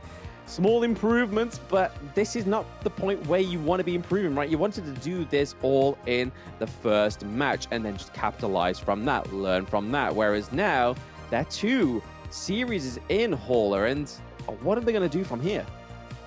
Well, first things first, they're going to breathe.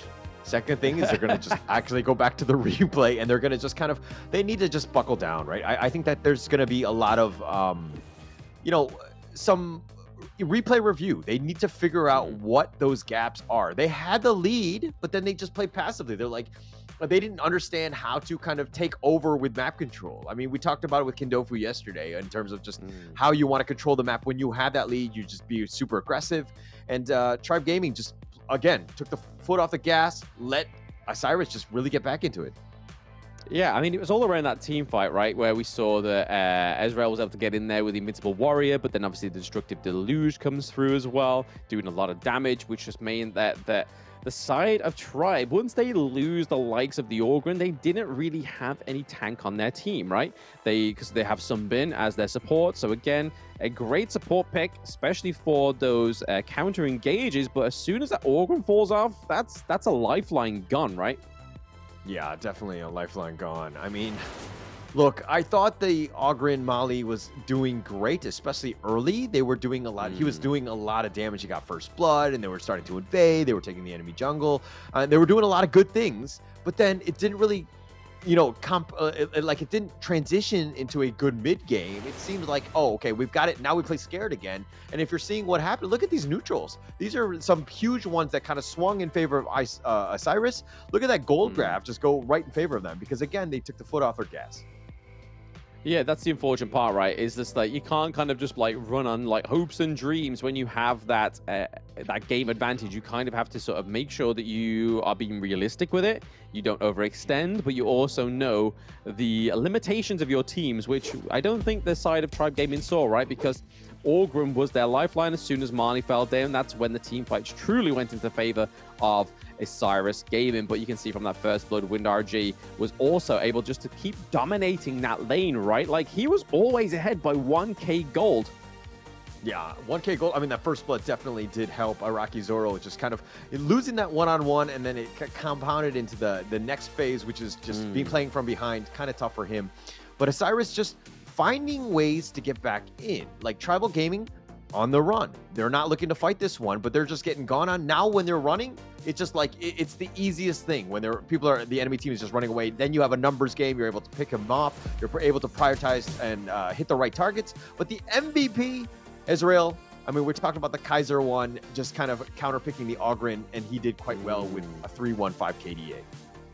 Yeah, he did fantastically, right? I mean, there was a few times when when there was a chance where he got caught out. Obviously, the trade for first blood, right? That was an issue. But that's early game Kaiser. He has no items. He has no tankiness. Whereas as he starts to build up that gold, as you can see there, 8.3k, and then also the damage taken, 63.6, he was basically the front line of the team. And sometimes we saw some really premature sort of invincible warriors, but he had that privilege to do that, right? He was able to have that celestial melody come from the Dolia, which really aided the fact that if he made a mistake, procting it too early, it didn't quite matter. It wasn't punished too hard.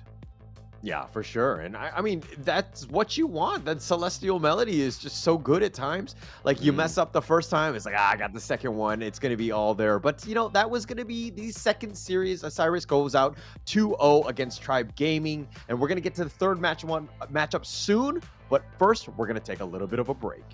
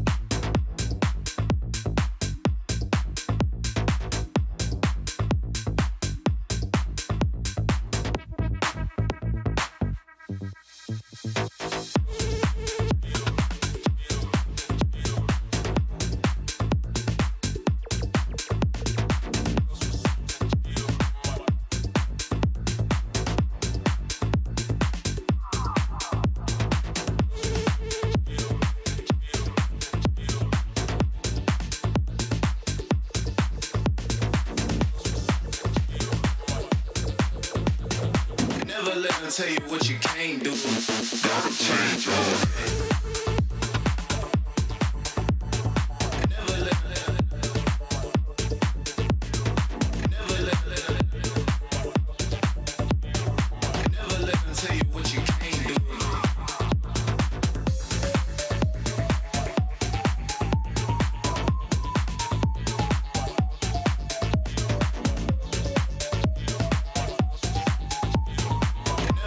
Tell you what you can't do, can't do, can't do.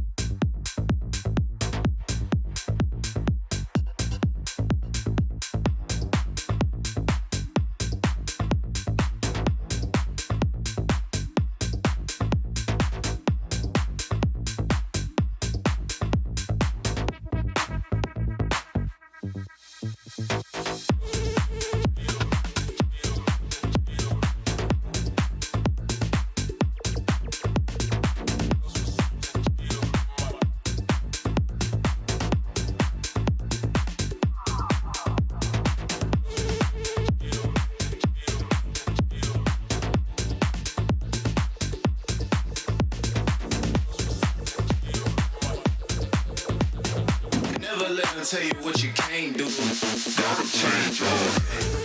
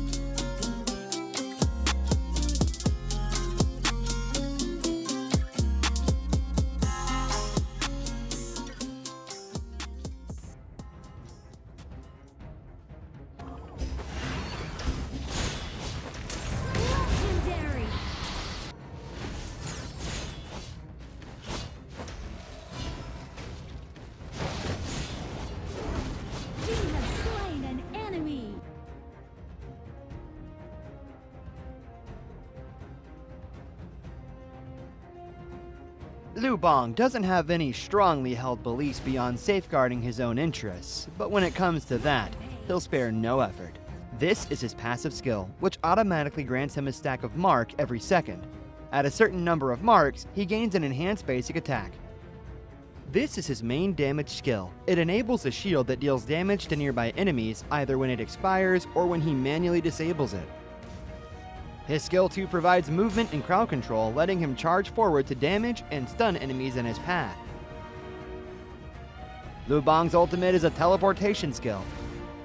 It provides the selected teammate with a shield and after a short delay, teleports him to the teammate, restoring health to teammates within range. Upon arriving, Liu Bang also gains an extra movement speed bonus. Notably, the longer he channels for, the stronger the shield and the greater the magical damage dealt by the teleportation. This combo is great for protecting teammates that are being overwhelmed. First, select a teammate to provide them with a shield. As he starts channeling his ultimate, activate skill 1 and wait for the channeling to finish, or tap the ultimate again to teleport. Then, use skill 2 to dash and stun enemies, followed by stage 2 of skill 1 and an enhanced basic attack to deal burst damage. This combo is mainly used to protect your team's carry. It utilizes the ultimate shield and magical damage to help teammates block fatal damage and gives them an opportunity to counterattack. Note that stage 2 of the ultimate can be used flexibly depending on the situation of the battle, though it is most often used to provide emergency support or to retreat from combat. At the start of a match, Liu Bang can choose to clear his lane with skill 1. After unlocking his ultimate at level 4, he can clear the clash lane first, then teleport to teammates to help them. Since his ultimate lets him travel fast, he can take the time to clear minion waves before teleporting to a teammate. This puts pressure on the enemy in the lane, while at the same time building a numerical advantage in teamfights. He can also let teammates initiate fights and use his ultimate to provide them a shield, then jump in to absorb damage and take out enemies with help from the carry. If he's facing an enemy who is stronger but doesn't have any crowd control skills, he can use his ultimate to instantly teleport to easily flee the danger. Liu Bang should focus on leveling up during the early game. After unlocking his ultimate at level 4, he can keep using it to reach teammates and help them build an advantage. During the mid to late game, once he has enough defense and damage, he can mainly focus on laning and teleport into team fights to protect the carry and take out unsuspecting enemies. There, pull out the root of the problem. What's a conscience? A kind of snack? Why duel someone when you can gang up on them in a valley?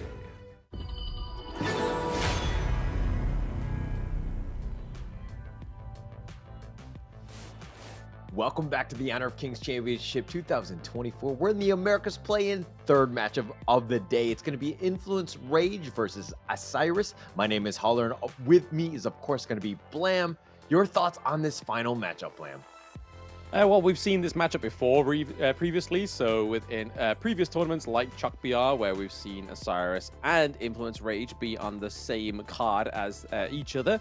And I don't want to tell people in the chat, but Influence Rage won a 2-0, so there's something for Isurus Gaming to prove here. But as you can see, the current standings, guys, is that both Isurus and Influence Rage are currently 2 points up, whereas unfortunately for Tribe Gaming, they are 0-4, which is not a great foot to have going into day 2. But hey, day 2 can hold many wonders. Yeah, I mean, it all comes down to this one. I think that if anything, they want to keep this game close, especially if you're a Tribe Gaming fan. You want to kind of maybe go with 2-1, not a 2-0 dominant win or anything like that, because it gives you a better chance going into day 2. And of course, Tribe Gaming need to win out. They need to basically get 2-0s throughout, but it all comes back to this game. The lead going into it, it's going to be Influence Rage. This is the team members. It's going to be Sony, Raikou, Cozy, Petroni, and Villa. And this is a very strong team. They had a dominant performance up against Tribe Gaming earlier today. Yeah, very dominant. I can't quite say that. I don't want to put any kind of bias or anything like that, so I'm not going to say much, but both of those wins were obviously quite clean, so I'm not going to say who was the cleanest. That's where this match is going to decide who is cleaner at swiping up these teams. in these best of threes, but their opponents will be Isurus Gaming. Like I said before, it's a little bit of a different roster, the Season 2 roster that they didn't quite have time with, but now they seem to have perfected a little of those, ironed out any of those blemishes. But we have Muster in the Clash lane, Ezreal in the jungle, Mengichi in the mid lane, we have WinRG in the farm lane, and then Kapos in the support role. So again, this team played just up against Tribe Gaming, took 2-0. Influence Rage took up against Tribe Gaming, both on 2-0. So this game's going to really see who's going to come out on top for day one. Blam, if you're not going to say it, I will, because I'm not scared of what the repercussions might be. I thought that Influence Rage had a much cleaner series up against Tribe Gaming. I was very impressed. Isurus had a great one. Obviously, you got the 2-0, but it wasn't as clean. I mean, there were still some hiccups, I would say. Of course, if you have a problem with me or a problem with that, you come at me. You can find me online at Kindofu. Yeah, Kindofu, at Kindofu. Yeah, definitely just at Kindofu. Just get some random DMs, just like, hey, why were you chatting absolute bear against my favorite team? And Kindofu's like, I'm just playing. I've not been casting today. But anyway, we're getting into the PBs now. So it is Influence Rage against Isurus Gaming. We see the Ming and the Chao band this time around, and then over to the side of Isurus Gaming, they're taking off the Hugh Huan for Raikou, and obviously for Petroni, they've taken away the Ali. But what he has picked up is that long. Yeah, wow. Look at these. Like, the teams are just going back and forth. They're just picking things very quickly. They came prepared. They knew what they were going to roughly choose.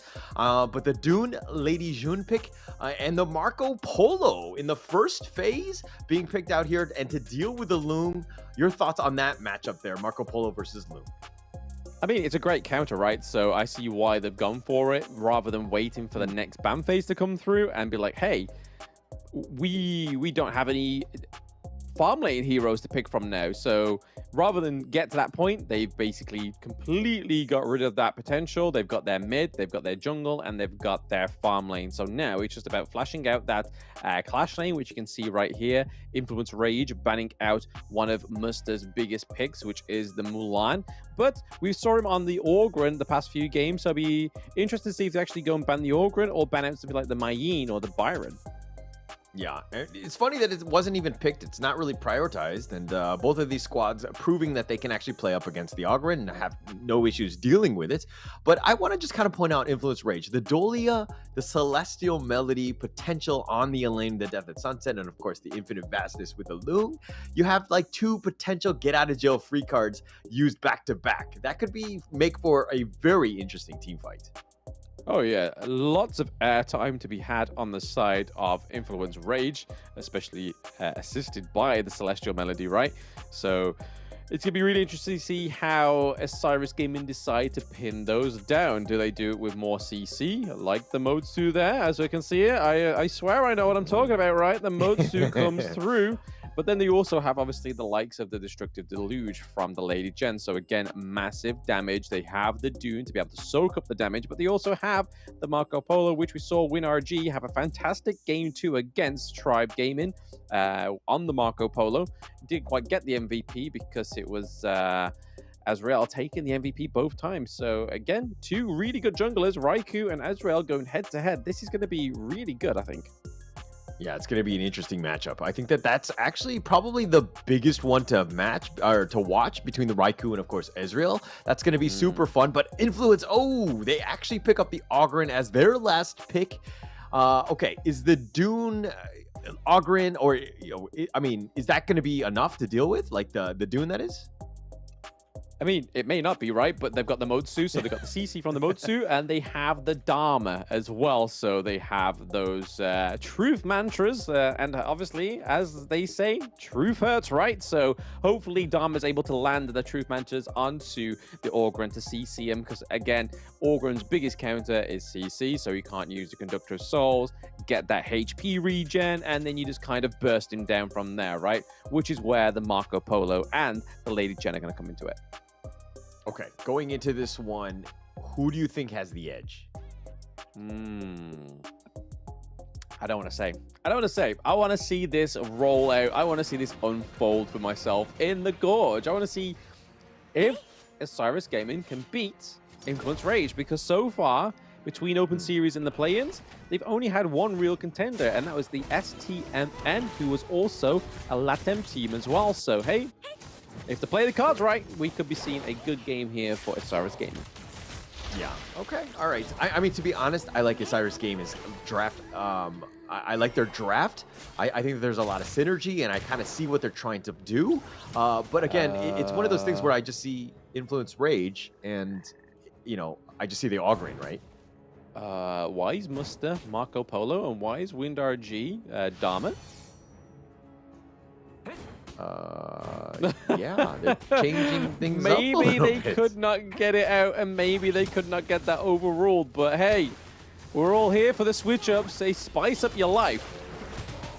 Yeah, and okay, looks like they're gonna go in. Yeah, they're going to go in. The truth mantras connect. Oh, hey, there's a bit of spice. There's a bit of truth to the mantras right there. Petroni going down thanks to the Motsu and the Dharma combo. Very interesting. A bit of a throwback to the Malaysian qualifiers for MSI, right? Where we were seeing the likes of the Wukong down into the farm lane, the Li Xin as well. Very, okay, I'm here for it. I'm here for it. No, it's interesting. I mean, Mooster is the Clash laner, not to throw anybody off, but he's playing the Marco Polo, just to put a little bit of context here. Wind RJ on the Dharma, but he's actually playing it as a farm lane hero. Is this just because of the fact that, you know, Wind RJ is just a little bit more familiar with the Dharma? Mooster's cool with Marco Polo in almost any lane. Like, is that the thought process here? I mean, the pairings kind of make sense, right? If you're going to go for a Lung, whilst he doesn't have that infinite vastness, he's not going to be able to get out of there, especially if you get right into the thick of it with Dharma. The only problem is the damage from that first ability of Lung, right? Whereas the lane against the Marco Polo kind of makes sense. The range against this close quarter combat, you're always going to win. You don't bring a knife to a gunfight, right? Very much so, yes. But I mean, again, Petroni with that range, though, you got the gun. You got that problem. I mean, I know Wind RJ at some point, once he gets those items and he's just able to go in his, you know, in Petroni's face and just blow him up with the truth, I think that, you know, Petroni might struggle at that point. But for now, I think Petroni needs to be aggressive, try to get as much farm as possible, and kite people away as much as possible. Yeah, the other thing they got to look out for, right, is the Auguring. So Raikou on the Auguring, we've seen him already prove to us that he is able to gain the resources very much faster than his opponent junglers. So it's going to be interesting to see if Ezreal is able to keep up with the pace of the Raikou. But right now we're seeing Raikou up by 2.5k, whereas Ezreal are 2.2. So not quite living up to it yet, but not too far behind. Menginchi taking a bit of damage here. Yeah, and I mean, Raikou has proven time and time again that this guy's top tier, right? As a jungler, he's super aggressive. He's able to get farm and make an impact in all the lanes, which is great for the team, especially in the laning phase, right? He wants to contribute doing that. Raikou, man, absolute beast. You got to worry where he is because, again, he's invading the enemy jungle, and now he's back, and he's just continuing to farm. Yeah, it's the only problem, right? When you are Auguring, you're able to sort of just get in, take your enemy's jungle, able to use the path of passing to get out of there as well. So create those routes that wouldn't necessarily be there otherwise. But I think the thing with Muster as well, they haven't really tried to go for any like 3-on-1 dives, which I thought would have been the case for having a farm lane hero into the Clash lane. It would be a lot more susceptible to these dives. This Tyrant here looks like it's going to go the way of Ezreal, and they're pushing forward, but, you know, Influence Rage doesn't want any of that action. They don't want none of it, especially when Dharma's close to the Tyrant, right? I mean, normally he's up there in the Overlord's territory, but right now he's down there literally like, hey, if you want to go for Tyrant, I've got some truth that needs some him, right? And we need to get that CC off, and that could disrupt the Auguring trying to land the smite. So I think it's just Influence Rage playing it safe. Just make sure they don't actually give too much over to the side of ISG. Yeah, and I mean, I'm wondering if they're like Isurus are kind of just not really keen on a lane versus Dharma matchup, or, you know, because I think that like Mooster has done a great job of just getting actually on pace with Sony, and Sony has proven time and time again he can get a lot of farm in different ways. Yes, absolutely. We was looking for not quite the committed engage we saw there for Raikou. A little bit of an aggression here into the top lane. The T1 looking pretty damaged. So Muster so far, even though it's not your typical Clash lane hero, he's not doing too bad. He's able to be keeping the priority in his favor. He's able to do way more damage than the lane onto that T1 for himself. So again, hey, I'm not going to knock it. If you, don't knock it till you try it, right? Well, okay, now you and also Isurus have me worried here because I don't want to see Marco Polo in my Clash lane. Yeah, definitely not. Think inside the box, does go over to the Ogryn. That is the counter that we're looking for. And again, ISG getting a kill onto Influence Rage. They are caught a little bit off. We were caught off with the whole switcheroo between the Marco Polo and the Dharma, right? I think Influence Rage have been caught off as well. Like, help, please? Yeah, and Raikou wasn't expecting to get just locked in like that. I mean, Catbox was on point with that thick inside the box, kind of just setting it up and everything. And I mean, Raikou wants to get away and not able to do so. I mean, he's Ogren, and Raikou's like, hey, you know, what the heck, guys? Why I can't get away? What's going on, man? Yeah, why am I not winning against the Marco Polo? Should you not be like 2v1ing him with me? Please, give me some support, guys. But yeah, Cannon Blast coming through from the mid lane from Motsu here, just trying to put a bit more pressure because, A, they were able to replicate the same kind of damage that was happening to the T1 into the Clash lane onto that mid lane. And we always say how important that T1 in the mid lane is. That would really open up access for Raikou. He doesn't need it, but it means that it would just be even easier for him to try and take that farm. A little bit of a 1v1 here between Ezreal and Raikou. The win slash coming through, but no committing. Yeah, look at Muster. He's actually got 4.5k. He's beating out Sunny. I mean, and he's actually taking the top T1 as well. So Muster is a little bit of a top diff at this point in terms of this Marco Polo. It's very unconventional, but he's proving that it's actually starting to work. Hey, I mean, if it works, I'm not gonna be anybody to say, hey, naysayer. But hey, just do what you need to do, boo-boo. Do what you need to do. That T1 in the farm lane, though, is very, very low. Able to save it was WinRG just by taking that minion out. But all that takes is a little kiss, and that T1's gone. Yeah, I mean, they're going to continue to push. It's just barely hanging on. I think there's like scotch tape, just patching it together for now. But it's going to be a little bit of a push by Isurus. I think that they have the numbers to do it, but they've lost the mid T1, and Muster is just cleaning up the minions now. A little bit of a full support, right? Okay, so the Cannon Blast comes through onto Cozy. Cozy's trying to get out of there. A lot of damage going on to Azrael. He is taken down, so that is the first kill on the board for Influence Rage. So they are now turning it around. A kill-less match is no longer a potential for Influence Rage, but that was a nice little engage there. I don't know how Cozy was able to stay alive, but hey, the healing came from somewhere, and it must have been the Dolia. Yeah, it kind of helped him out. It kept him alive. And I mean, Azrael was a little too far out. The rest of Isurus were not able to be just back him up. Oh, but in the bottom lane. WinRG getting a second kill onto Lung, right? That's something I never thought we'd see in the farm lane. Dharma going against the Lung, and then all of a sudden, Dharma's like, hey, I'm on top, baby. I'm 5.4k. Keeping up with Petroni as well, which we know from the first series of the day. He's really good at basically amassing that resources for himself. Like, there's never an issue when Petroni's on the team, but right now, WinRG's keeping up with that tempo. Yeah, keeping up with the tempo, and that he's been doing a great job. Look at the net worth. It's literally neck and neck at this point. Does he get the steal? No. Nope, not quite getting that kill theft, which would have been huge for the side of Influence Rage, but hey, Isurus Gaming are here to stay, baby. They're like, hey, we've lost 2-0 to you before, guys, and we didn't quite do too well in the Season 2 Invitational. But now we've kind of mixed things up. Muster's playing a little bit more into the role. WinRG's playing fantastically. I think as a whole, they're not doing too bad, trading the blows and like basically just keeping themselves alive here, even though Lung able to get a few blows onto the Motsu, didn't quite do that much damage.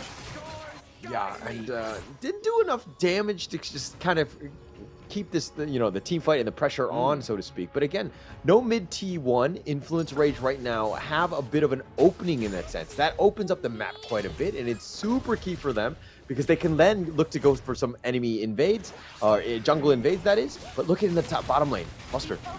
Yes, Musta almost getting caught out there. He did get a little bit of recon from Capo, just keeping himself alive. The Cannon Blast coming through does land onto the Orgren. Wind Slash as well. Orgren looking pretty low. The Conductor of Souls comes through. He's able to regain his HP. He does have Eye of the Phoenix, so he does get the boost in the HP regen. We see that Azrael is a little bit stuck into the thick of it here. Now we are seeing Sony join the team fight. Azrael soaking so much damage right now, but there we go. Orgren gets the kill onto the Dune, and they're not stopping there. Okay, WinRG gets the trade onto Reiku. There is no smite on either team, so that means that the Tyrant is probably not going to get forced here. Yeah, probably won't be going for it. But I think Israel, once he threw out the Unruly Blade aggressively, didn't get the pick off or anything, and you knew he was dead, right? He was going to be eventually just, you know, whittled down. They had the kiting and for that, but they did get Raikou in return, so not all in all the worst thing in the world, still neck and neck. Both of these teams really want it. This matchup is so important going into day 2. Absolutely. I mean, it's super close, right? I think it's the closest matchup we've had all day because the other two have been pretty clear who the winners are of both of those games, as they are now here into the third match, trying to make sure they can keep their or attain the best position they can going into day 2. But right now, it seems a little bit of a bit of a brewing before the storm, right? They're just two teams waiting to try and see who makes one too many steps to overextend. We see that Must is going into the backline there, trying to push and get some priority into the lane. Raikou also doing some damage onto the backline as well. Just a lot of tit for tat, right? Cannon Blast coming through, Prigid's coming through. So here we are. We're just waiting for somebody to commit. Must is back into the team fight, so there could be a potential here now that Raikou with the passive pass in. Yep. Oh, nice to lock. Okay. Yep, there we go. Lung getting the kill. The pickoff comes through. The Death on Sunset, as well as the Infinite Vastness comes through for the Lung. But that is a 1-1 trade so far for ISG. They're picking up a double kill here. So WinRG on this Dharma has been quite a throw-off here, but it's working for them. We do see that Sony falls as well as Ezreal, but that is a triple kill. Holo, WinRG doesn't need the range. He's happy playing this Dharma in the farm lane. Yeah, okay. Dharma in the farm lane, that is something that I did not expect to hear on, you know, on day 1 today. But nonetheless, WinRG is really proving that it's starting to work. I mean, he has 9K, highest in the game, and he's doing it off with the Dharma, and he's just blowing people up with the Enlightenment as well as the Truth. He's just setting himself up. And I mean, I thought Mooster was having a great game with the 9K net worth already. And I thought he was going to be the carry, but in fact, WinRG's like, I'm still the carry here. Yeah, Capo get a nice cannon blast there onto Cozy. He was like, hey, I'm going to phase check. I'm not with my face like Tribe Gaming did. So learning from their other opponents, they've been watching the previous series, and it's definitely paying off for them here. ISG looking pretty strong.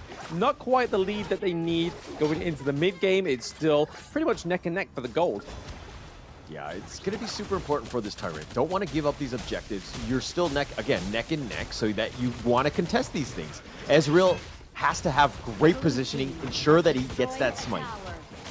Yeah, he's taking a lot of damage now, right? Because, I mean, Lung has that Starbreaker, so the armor piercing coming through. The Death on Sunset as well lands nicely onto Magenchi, goes down. That is a trade for Cozy. So mid lanes on both teams going down. Dharma's not quite had enough yet. Lost into the thick of it is Sony. He does go down. The Cannon Blast saving that extra little bit of second win that we saw Influence Rage try and have there in that team fight. Yeah, but why would you go for this Influence Rage? You're down 2 players. I mean, yes, you saw the recall by WinRG. They were not going to contest, but this is super risky trying to go for the Tyrants here. Ezreal and Raikou both have their smites. Yeah, both going for the Tyrant here, but they are able to make advantage of this, take the T1 into the mid lane as well. Infinite Vastus comes through for Petroni. He's going straight there to try and disengage. They do get the Tyrant, however. This could be troublesome for Azrael. He's already pretty squishy now for the fact that the armor pen coming through for Influence Rage, but the Tyrant extra damage coming through now is going to make the world's difference in these next few team fights.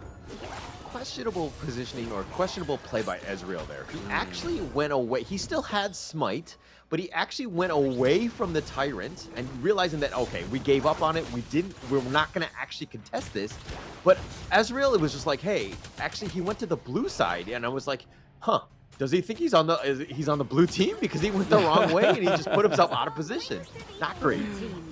Yeah, definitely navigational error there for the side of ISG, but they've done definitely very well with trying to keep up with this Titan that is Influence Rage, who they've lost 2-0 to before, but this seems to me that ISG have done their homework, they've done their improvements as well, and right now, didn't lose the high ground turret in the mid lane, which is pretty much a lifesaver at this point, so that the team of Influence Rage don't get those empowered minions. But for now, it's still looking a little bit more of the calm before the storm. Maybe we'll see a little bit of a bait here for the Overlord.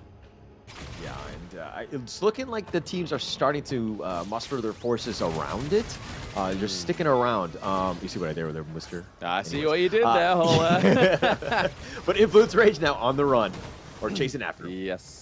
Path of Passing coming through. I think it's just kind of trying to play the mental mind games here as they're waiting for Sony to bring those minions around as well. So now they have the priority into the Clash lane and they kind of see, hey, we've got some priority needing up there, but there's also a fight for the Overlord. But no Path of Passing on the side of ISG. Are they going to get into there? No, it is going to go over to the side of Influence Rage. And there we go. Loom taking the kill onto Muster. So Petroni like saying, hey, you aren't normally a farm lane player. I'm going to show you how it's done there.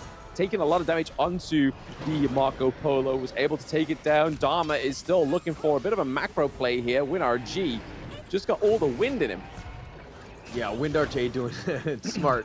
I like what you did there. WinRG just trying to push it out. I mean, he knew that Muster had been killed. Not much he could do, so he actually just looked to just push the wave and buy a little bit more time for Muster, who's going to be up in about 15 seconds. That's an eternity at this point, especially since Influence Rage are knocking on the doorstep. Yeah, it's definitely been a lot closer game here, but it seems like there is a bit of a confirmation of who may win this one, right? Depending on how ISG defend this base. They've lost 2 higher ground turrets, which is going to make the laning phase a lot more harder for them going through to this one. But now they have the Vanguards as well. It's really interesting here. The Influence Rage just need to take a solid team fight, which we know they're capable of. Definitely capable of. I mean, they have a lead now. How do they do this? I mean, it's just that the Vanguards will constantly push. So Isurus actually has to play on the defensive side, dealing with those Vanguards, pushing it out, try to take back your jungle. Not the easiest of things to do at this point. 23 more seconds for the next Tyrant. And, you know, that's going to be probably the next big objective for Influence Rage. Yeah, I mean, we're almost getting to that 20-minute mark, right? I mean, Influence Rage don't really want to get to that Tempest because anything can happen, right? Which we saw yesterday between one of yours and Kin's matches that we saw going all the way past the 20-minute mark. A few Tempest Dragons coming through. It was very clutch, but WinRG goes in, checking the bush, and with his face was able to dash it. There, this Death on Sunset does come through to the back line here, trying to take out Muster because there we go, another Death on Sunset thanks to the Celestial Melody, but now the Celestial Melody being on cooldown means that the Infinite Fastness is not going to be able to be activated twice. Influence Rage having to play this one a little bit more careful. Yeah, gotta be super careful. I thought Sony was dead, but then I totally forgot about the Celestial Melody. But Sony getting gone on? Okay, yeah, the Cannon Blast coming through does stop him into place for a little bit, but Muster's just, I mean, yes, Muster's able to get the Splendid Revolver, but not connecting the shots, which was just a bit unfortunate there. Raikou into the thick of it, as well as Cozy. The Winter is coming, it's been dropped down. We see that Azrael is gone down as well. So all it is a little bit of an engage here. The Death on Sunset has been reactivated once more for Sony. That is a 2-0 trade to the side of Influence Rage, which means that they're able to either go for the neutral objective or push these minions in the midway. All right, Muster had the Resplendent Revolver. He had it lined up on Sony, who was very low, who would have been killed if it weren't for Bilal, who jumped in front of him, was Operation Human Shield, sacrificed the body, took a lot of damage, kept his teammate alive. Hey, that's what support players are meant to do, right? I mean, that's what they should be doing, right? they Sorry, are Blam, the people who get in the limelight. They are meant to be the body blockers. But speaking of body blockers, WinRG going against Sony. The 1v1 didn't quite go in his favor. His team was able to get his back. The posse of Influence Rage just coming in through with a clutch rotation there, able to completely mitigate the takedown of Sony. But again, this is now looking like an Influence Rage late game. Tempest Dragon up in 15 seconds. Yeah, it's going to be the big one. I mean, potentially Osiris could get back in, but WindRJ sacrificing himself, trying to take out Sony by herself in a bad spot where the rest of Influence Rage were going to help and come in to just help them out. Not a great situation. Now you're putting your team on the back foot. This is going to be a tough one for them, as it looks like Osiris needs to limit this. Yep, the Death and Sunset does come through. Celestial Melody is still up, so we could see another Death and Sunset if we really need to. The Winter is coming is here as well as the Destructive Deluge. We do get the Tempest Dragon as well.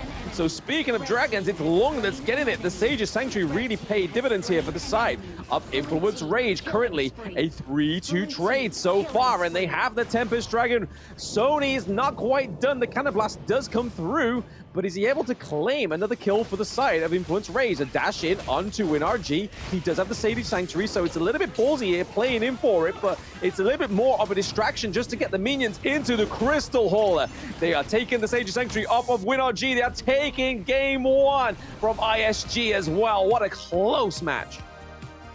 Influence Rage really proving to be the cleaner team coming into this one. We knew that they were capable of it. They played very well. They were able to stop Mooster's, Marco Polo, WindRJ on that Dharma. There were some slight mistakes, and we did kind of see that one in the last series as well, where there's the potential for those mistakes. And Influence Rage, punished every single one of them. Yeah, I mean, it took a little time for them to actually adjust to see what happened there with the Dharma and the Marco Polo switching lanes. But once they finally got their foot in there, Influence Rage played fantastically. But I have to give it up to ISG. They played really well. That was a very, very close match to around about the, I'd say, 12-minute mark, right? Like, a lot of that was going in the favor of ISG. It was just, whether it was just a throw-off, the team comp, WindRG just played fantastically on the Dharma, having that sort of confidence boost in the early game, getting the first blood. But as you can see here, across the board, there's quite a few standout performances, right? Yeah, it's down up for WindRJ 7-1-1. I was like, wait, hang on. He's on the losing side. What is going on here? And Mooster, of course, with a ton in terms of net worth. Both of them swapping heroes, not roles, and they're just kind of taking it to the next level. Look at that damage. 158,000 by Mooster. Still did a ton of damage, but not enough to deal with this absolute beast of a lineup of Influence Rage. Yeah, just look at the damage taken from the Doom pick, right? This is why people go for a tank in the jungle. It means that all your other lanes get to shine, that the resources rightfully go over to them, and you can kind of see these performances come through, like from Muster, like from WinRG as well. Just completely thrown off, a little bit off the meta, but hey, you don't always win things when you are being just normal, right? There's sometimes insanity means that there is a method to the madness, and so far, there was a method to the madness. It was working very well, especially against locking Petroni down in the early game, not making sure he activated earlier than he should have. But by the time the Starbreaker came through, and then all those really hard-hitting items on the side of Influence Rage and getting put into the itemization, it was pretty much a hard team fight for the side of ISG. All they had was the Dune, and it just clearly wasn't enough in terms of tanking, right? Yeah, most of the team fights, though, were kind of funneling Osiris into these small, little pathways, right? And it kind of sets it up for Influence Rage to just kind of land on their parade, rain on their parade, with, the Death at Sunset. And then plus the fact that you saw just the power of the Dolia. The fact that, what's better than one ult? Two ults, right? The Celestial Melody just giving them so many options and letting them do so much damage coming into that late game. And they were just starting to burst them. Ezreal was not that tanky towards the end. Yeah, I mean, the Celestial Melody really saved that one, right, for the side of Influence Rage. If they didn't have that, they wouldn't have had the double ultimate on the Lung, the double ultimate on the Elaine. So it would have meant a lot more calculation from the side of Influence Rage. But you can kind of see here, as they kind of showed the highlights that really rolled out the Game 1 victory for Influence Rage, that they didn't need to think calculatively. They had all the gold, they had all the itemization, and then the MVP is going to go over to Sony. Played fantastically, especially being able to access that backline. If it wasn't for that Elaine pick, I honestly think that ISG would have taken that Game 1. Agreed. Yeah, actually, because Sony was on point with his Elaine, right? Those Death at Sunsets, the Meteor kills, just setting it up, letting them group up, and then just have that control. That's exactly what you want as the Clash laner, especially in those team fights. And he was on point. He had such an impact. Absolutely. Speaking of deaths on Sunset, we are just going to have a teeny little break on Sunset before we get into Game 2. Maybe the final game of the day, but I feel like with that win that ISG have, not just winned RG, but that second win going into this Game 2, we could be seeing a full best of 3. So don't go anywhere, chat. See you soon.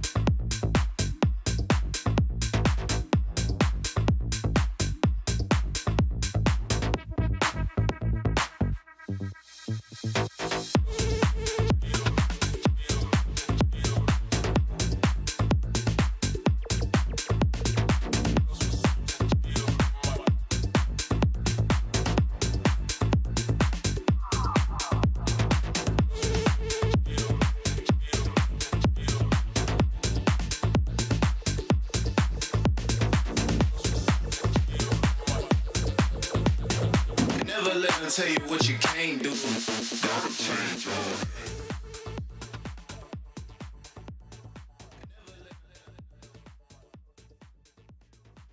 Influence Rage take game one over Isurus. Blam, how does Isurus bounce back from that game? I think it's just a bit of a clearer and more composed late game, right? Because we had a great starting from them. They got first blood. They were able to kind of maintain that same level of resource taken and also the aggression that the side of Influence Rage had. So I think it's nothing to do with the early game and in the mid game. It's all about that late game, right? So the only thing they could do in the early game to try and influence that late game is just have more control.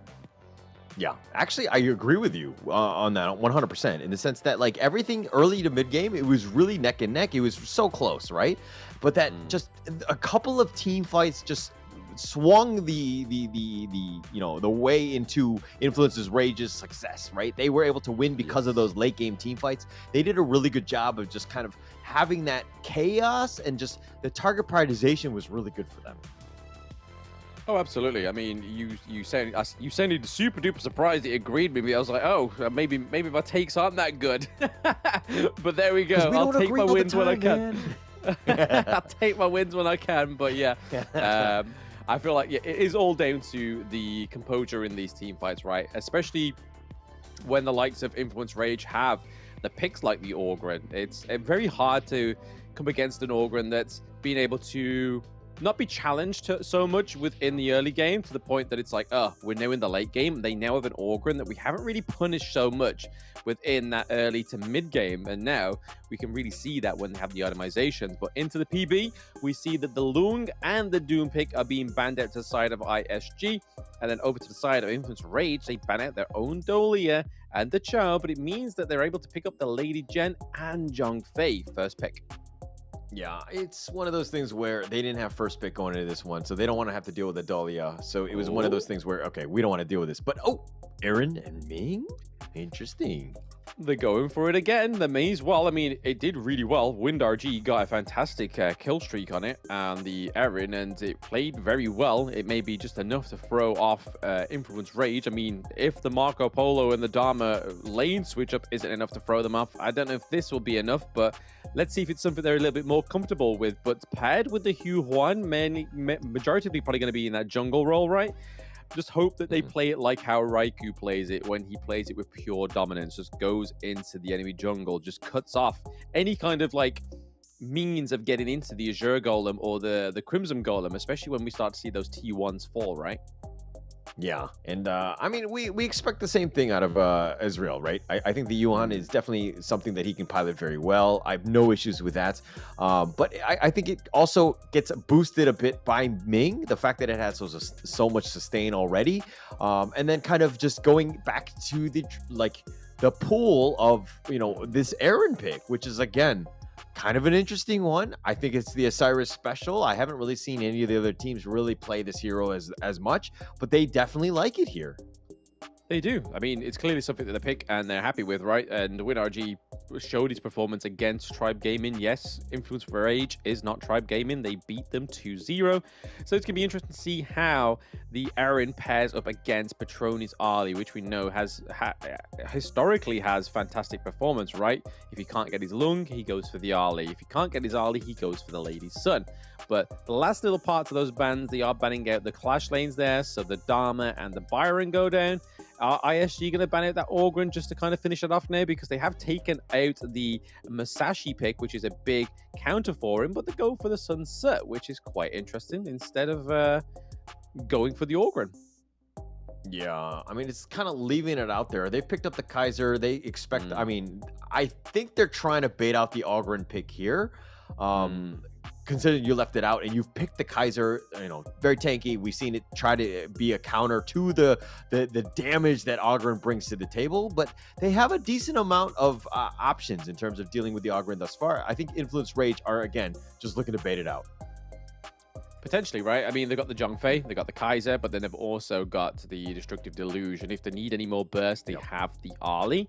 But over to the side of ISG, they're looking for their mid lane potentially, or the Hugh 1 could go into the mid lane and completely throw us off, which is not like something that ISG would do. But hey, it's not going to be that. It looks like they don't take the bait. They go for the high note and they go for the Mayin into the clash lane. Yeah, and I kind of like the synergy, right? You had the Yuhan with the Unending Sorrow, who's just, you had that second phase of a team fight then, because you got to set that one up, right? You're untargetable. Plus, you have the Heino now, who's could also be potentially in front. This is one that Mengichi is able to play well as well, just with those scepters just being super annoying, and then you get yourself out of dodge with the Fate Rewind.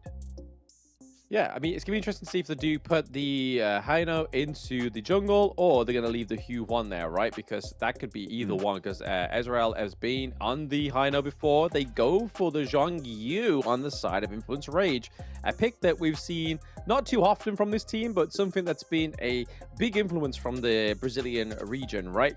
Is the Zhang Yu pick into the Clash lane. Yeah, a little bit of control, just getting in, just trying to stun people up. When it's on, the Zhang Yu can just be this absolute menace. He needs to have a decent early game to just kind of build up a little bit of tankability. I think it's being backed up with Kaiser could be what they want, right, with the Invincible Warrior. But, you know, I think it's going to be two teams going up against sustaining and somewhat longer team fights, potentially, with the Haino and the Yuan as well. So it's going to be super interesting seeing those big team fights in the late game. Yeah, again, the draft is very much late game orientated, and we know that ISG can get there as they really displayed in game 1, but let's see if they can do it again in game 2 and even maybe take game 2 from the side of Influence Rage. We'll still see, but it does look like Mengichi is going to go for the Hugh 1 into the mid lane and then the Haino into the jungle, which from the games with Tribe Gaming, we saw Ezreal was able to kind of conduct his team into places that he wanted them to be, but then also kind of harass the enemy team, right? Kind of disrupt the enemy jungler, which was a really good performance and a really good mechanic. Whether it will work on Influence Rage, we are yet to see, but Cozy looking like he may get caught out here for first blood. Oh, quite close. Yeah, he had to use the flash just to keep himself alive. Gets the healing due as well. But Cozy in this bottom lane, he just got gone on, right? And they were forcing a lot. I mean, in terms of the amount of resources and manpower that was in that bottom lane. So Cozy needs to be a little bit careful. But man, this T1's taking a lot of damage, especially early. It's taking a big beating, right? Like, Aaron's doing so much damage to that T1, but I suppose it's kind of paired with the Ming, right? Just that damage amplification, but then later on in the game, you'll get that damage reduction. So and also be able to stash onto the enemy team for increased damage, which will go really nicely against picks like the Zhongfei and the Kaiser. Yeah, and look at a little bit of rotation by Mengichi in the top lane, just pushing that one out, just giving Muster just a little bit of an edge, right? And that's kind of what you need to kind of get yourself going. He is a little bit behind, and not to say that it's like, 100 gold is not the biggest thing at this point, but, any sort of edge is super important. Absolutely. It's like I said in the post-game or the pre-game 2 match, pre-game 2 talk, was that that's what ISG need to do, right? They need to gain the control in the early game. Yes, they were able to kind of keep on the same level as Influence Rage in the game 1, but what they really need to do is just make sure they're able to put, like, one-up it, right? So they want to be the spearhead. They want to be the scepters like Haino. They just want to be piercing through the team fights, doing so much damage, going into the enemy jungle, cleaning it up. But you can kind of see here that Raiko right now is helping himself to Azrael's jungle right now, taking the hogs. This is the kind of thing that we always expect from Raiko. Yeah, Raiko, I mean, he's on point. Like, the only thing, though, is that I feel like Ezreal's Haino is just next level. Like, you got to be super careful. Once he starts getting that damage in those scepters and he's up front, then you have Menguchi just, like, in the back, just kind of backing him up, and then Capox with the Ming. It's just like, this is a well synergized draft, and I really like it going into this game. Yeah, I think it's a well synergized draft, but also ISG really surprised me at how well synergized they are compared to Season 2 Invitational, because it looked like a little bit of a affair in the Season 2 Invitational, but right now they seem very well oiled. They've done the means of getting there and being a better team and being more composed, right? We can kind of see here that Azrael is into the enemy jungle, may get caught out here. He does have the Faith Rewind though, however, so just again, disrupting them, but is it going to be enough? Okay, it comes through. Oh, that was a clutch Faith Rewind. My butt cheeks were clenched. I'm not going to lie. I was scared for Ezreal. I thought he was down for the count. I was like, wait, why is he not casting it? And then he casts it to the maximum, gets the maximum heal in that as well. But Ezreal, oh my gosh. Okay, he knows how to play this hero, and he's got us on the edge of our seats. I mean, the timing was perfect, right? Because you can see that he took enough time in the enemy jungle for the farm lane to push that T1. So it was all part of the plan. I mean, we see these little parts, but they don't quite make sense. But then you see the results, and he's like, That makes complete sense. Like, he was just putting in the time, just being enough of a disruption and a bit of a kind of a scapegoat, so they're able to do things in these lanes and get these turrets, which at the end of the day, he didn't die, and they were able to get a objective from it. They lost the turret, however, but still means that they got dominance in the lane. So again, they're playing chess, not checkers in that sense, right? Influence Rage, we're like, hey, we actually do have a lot of people here, but the Tyrant is up, so it's not the worst thing in the world, and they're kind of getting themselves back into this one in terms of, you know, again, since you're not in the lane, you're not farming, so you have that makeup of time and farm. So really nice play by Influence Rage, and again, this is why these two teams are very contested. And it looks like, oh, Sony getting gone on. Oh, Sony getting kicked out. Okay, the hegemony slash just gets completely dominated in like, where's he gonna go? Hey, I want to put it here, but then Musta was like, no, we're gonna tell you where your hegemony slash is actually gonna aim, right? That was just class from the side of ISG. Really nice play there by Musta. Teleports down to the farm lane to try and keep that T1 alive, but damn. ISG with some control there. Yeah, Sunny there. I mean, it was one of those moments where you're like, hey, if you just get under a tower, all you need to do is just drop the umbrella and just make yourself there. Why do you have to hold that thing slowing you down? And then he ended up dying because he's too slow to even get under the tower. Absolutely. They are able to take that farm lane T1 though, so hey, clearly there was some sort of purpose for the side of Sony to fall there. I don't think that one had purpose. I think he got caught out by WinRG, but that's a lovely little bit of gold going over to WinRG now on the side of ISG, up by 4.4k gold, whereas Petroni is slowly falling behind. He needs to kind of equalize that gold lead that WinRG has over him right now. All right, somebody want to give the memo and somebody give a call to Sunny and let him know that he's not playing the Athena.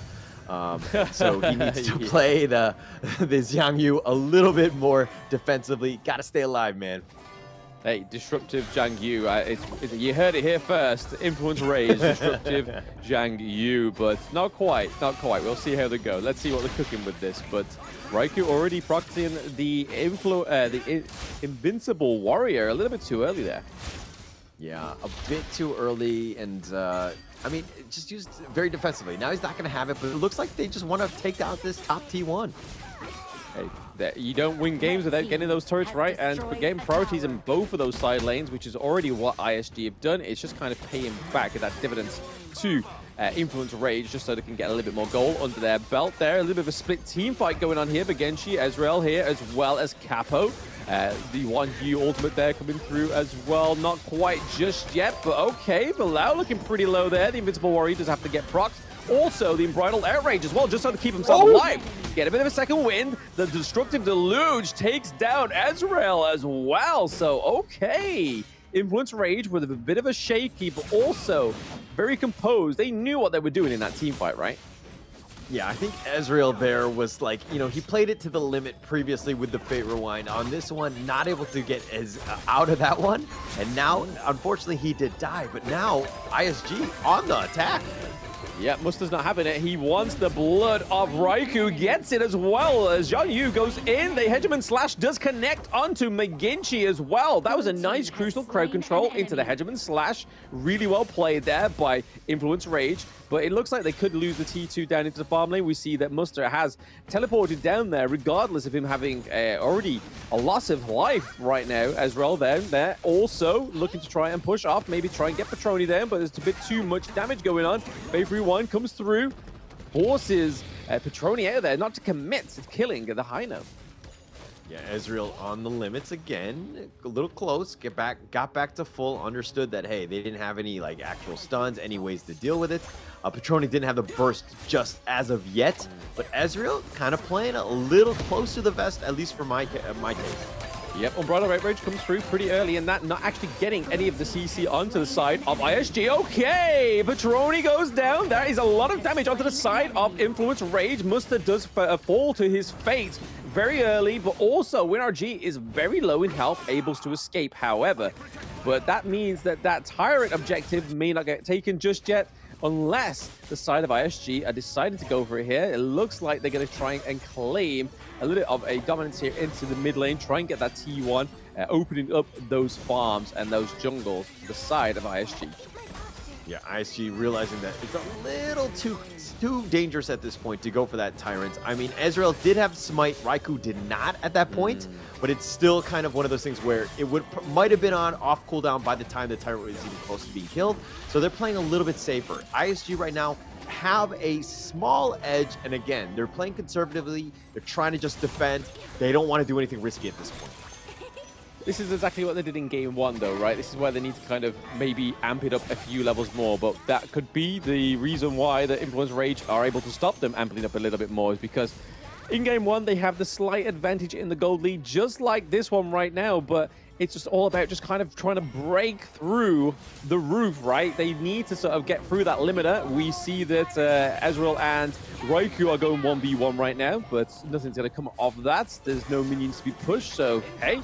Tyrants are up, and it is the Shadow variant as well, so maybe we'll see a bit of a fight here for the neutral objective. Raikou just poking some fun onto the side of ISG. Yeah, continuing on, Ezreal throwing out those scepters, but Influence Rage have just largely shrugged them off. He doesn't do a whole lot of damage just yet. Sony getting gone on. Yep, Sony getting kick flipped and sceptered all at the same time. Not at the position I would want to be in, but Muster, again, true Muster fashion, going for the macro plays here, trying to get those lanes pushed as well. We see that they've already tried to start for the Shadow Tyrant here. They are all pretty much amassing around the Tyrant camp. We're seeing the Influence Rage as a unit coming through. The Invincible Warrior as well as the Unbridled Outrage only going on to Ezreal there, so trying to really focus the high note pick. The Faith Rewind comes through as well. Muster into the back line, giving it a little bit more help over to the side of Ezreal, but there is no kills taken down just yet. There we go. Raikou goes down. There is a smite taken off the board, which means that they could still go for the Tyrant objective. Yes, Villau has the smite, but he's probably not feeling confident enough to try and contest Azrael's smite. Oh man, Mooster with the play, the control, the kickback. Oh, that was on point. Actually just put Raikou in a bad spot. Now it looks like they've gotten that Tyrant. This is a huge opening for ISG. Now they're looking to take the mid T1 and continuing on, but that was a huge team fight for ISG. Yeah, I mean, Muster that was all in a day's work, right? He went down to the bot lane, pushed the minions to get them to the T2, then thought, you know what, my team kind of need me. I'll go through and help my team. Gets through there, gets the kill onto Raikou, then still sets up the minions to take the T2 down in the farm lane. This guy is literally thinking like 2 steps ahead. Yeah, he's thinking 2 steps ahead for sure. I mean, he's putting his team in a great position, understanding, you know, again, where are the waves? What am I doing before we take, you know, a Tyrant or a team fight? Understanding that has been key for them, and the reason why they're in the lead at this point. Yep, so far they're in the lead with 6 kills. They're just ahead ever so slightly with 2k gold. This is the point where it kind of affects the farming of your enemy team, right? You've got to kind of keep that pressure on, making sure they aren't given the freedom to roam. Okay, Eren gets the kill onto Xiangyu as well. Is that going to be enough? Oh, Haido gets the kill onto Petroni as well. Double kill going over to the side of ISG. This could be what they need to win this game too, right? This is more likely going to be a full best of 3 in every sense of the word, unless Influence Rage can just catch them out on a whim. But right now, T2 goes down in the mid lane. Influence Rage not out of the game, but they're falling further behind, and it's going to be much tougher for them to get back into this game. This T3 is going to be chipped down. Not really much they can do at this point with 3 members down, but again, they haven't lost the game. Oh, actually, they do have it hold somehow. That T3, it's like, again, just scotch tape holding it up. Literally holding on by the skin of its teeth. If the turrets have teeth, we'd like to know, because they clearly are hanging on by them right now. But I thought they would have rotated fastly to the Overlord camp, maybe try and take the neutral objective there, but it looks like they may try and bait it right now. They don't have the debuff into the jungle. Ezreal just trying to force a little bit of keeping Kaiser away from it, whilst we see Eren just constantly just bash down the Overlord. So once more, neutral objective going over to the side of ISG. ISG playing a great game, understanding, you know, objectives, just how to push them out.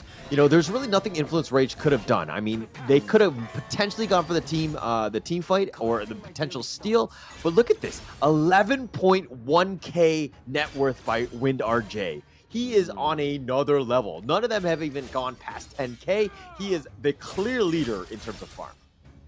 Yeah, this Eren pick is clearly a pocket pick for him. It's working very well, and most times out of 10, it's not going to get banned, right? Because there is higher priority in the PP for the heroes that want to get banned. The Eren is not one of them, and it's working very well right now for WinRG. Blue team has destroyed I think that Influence Rage have not been able to find WinRJ. If he's able to get the pick off, because you have the Mooster, and then, I mean, Israel is up front, Menguche is, of course, just being these nuisance, you know, just the frontliners. But WinRJ's positioning, look at where he is. He's, like, generally speaking, in the back, just doing a ton of damage.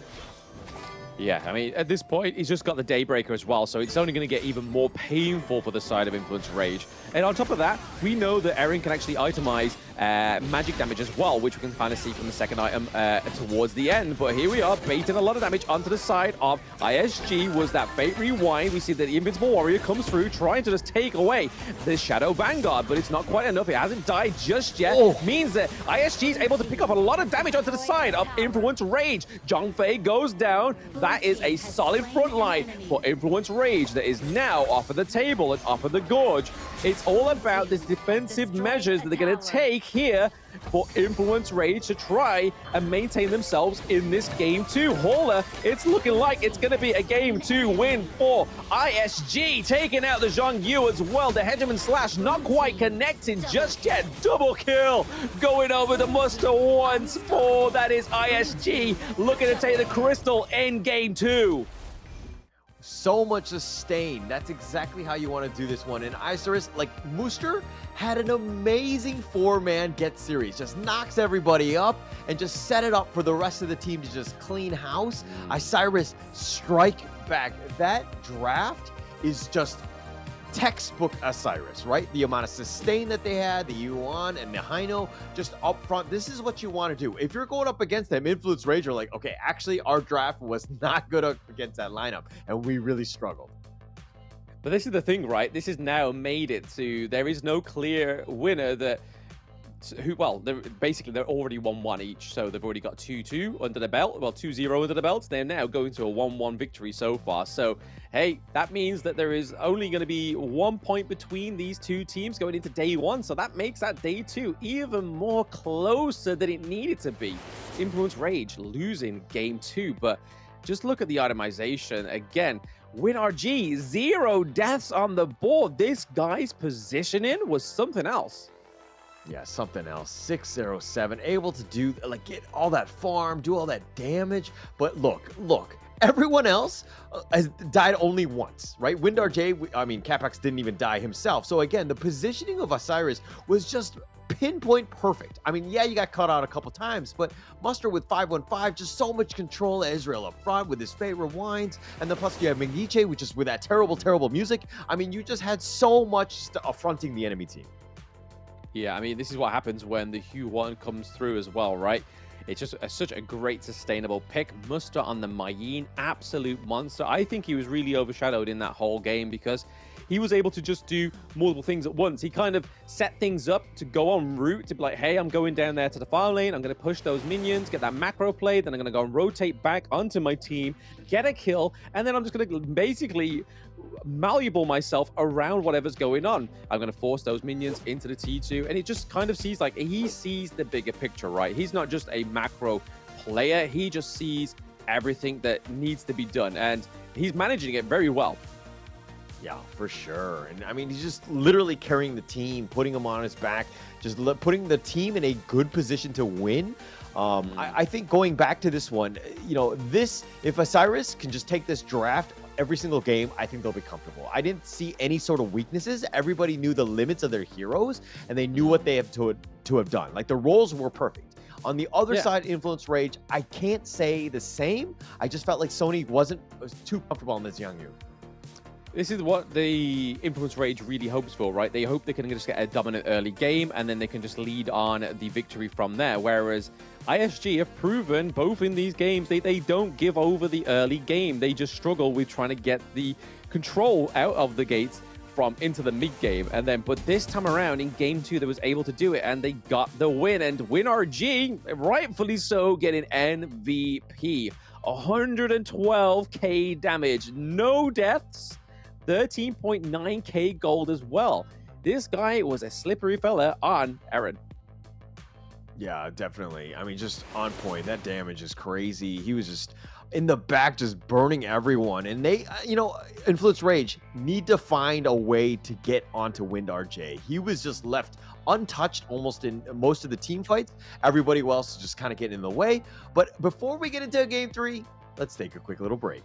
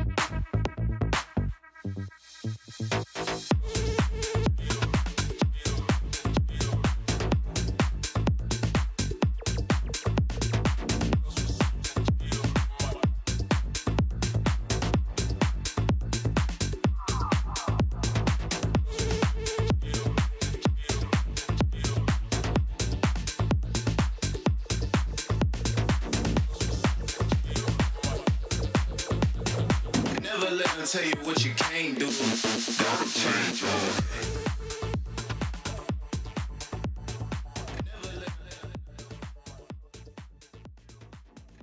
And we're back, and of course we wanted a game 3 between Influence Rage and Isurus, and we're gonna be here. And of course, you know, both of these teams, we're gonna, you know, hit heavyweights that we're gonna just kind of go at each other throughout. It was gonna be a crazy game, and we're happy to see this game 3. But Blam, your thoughts going into this one?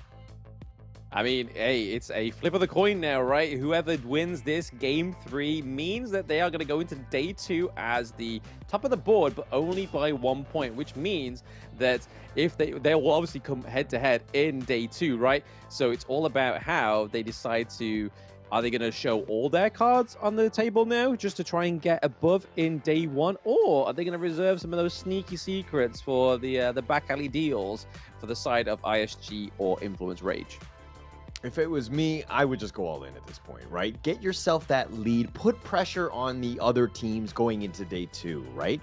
There's nothing better than being upfront and being able to control your destiny. I think that's going to be super important. Both of these teams are going to really want this one.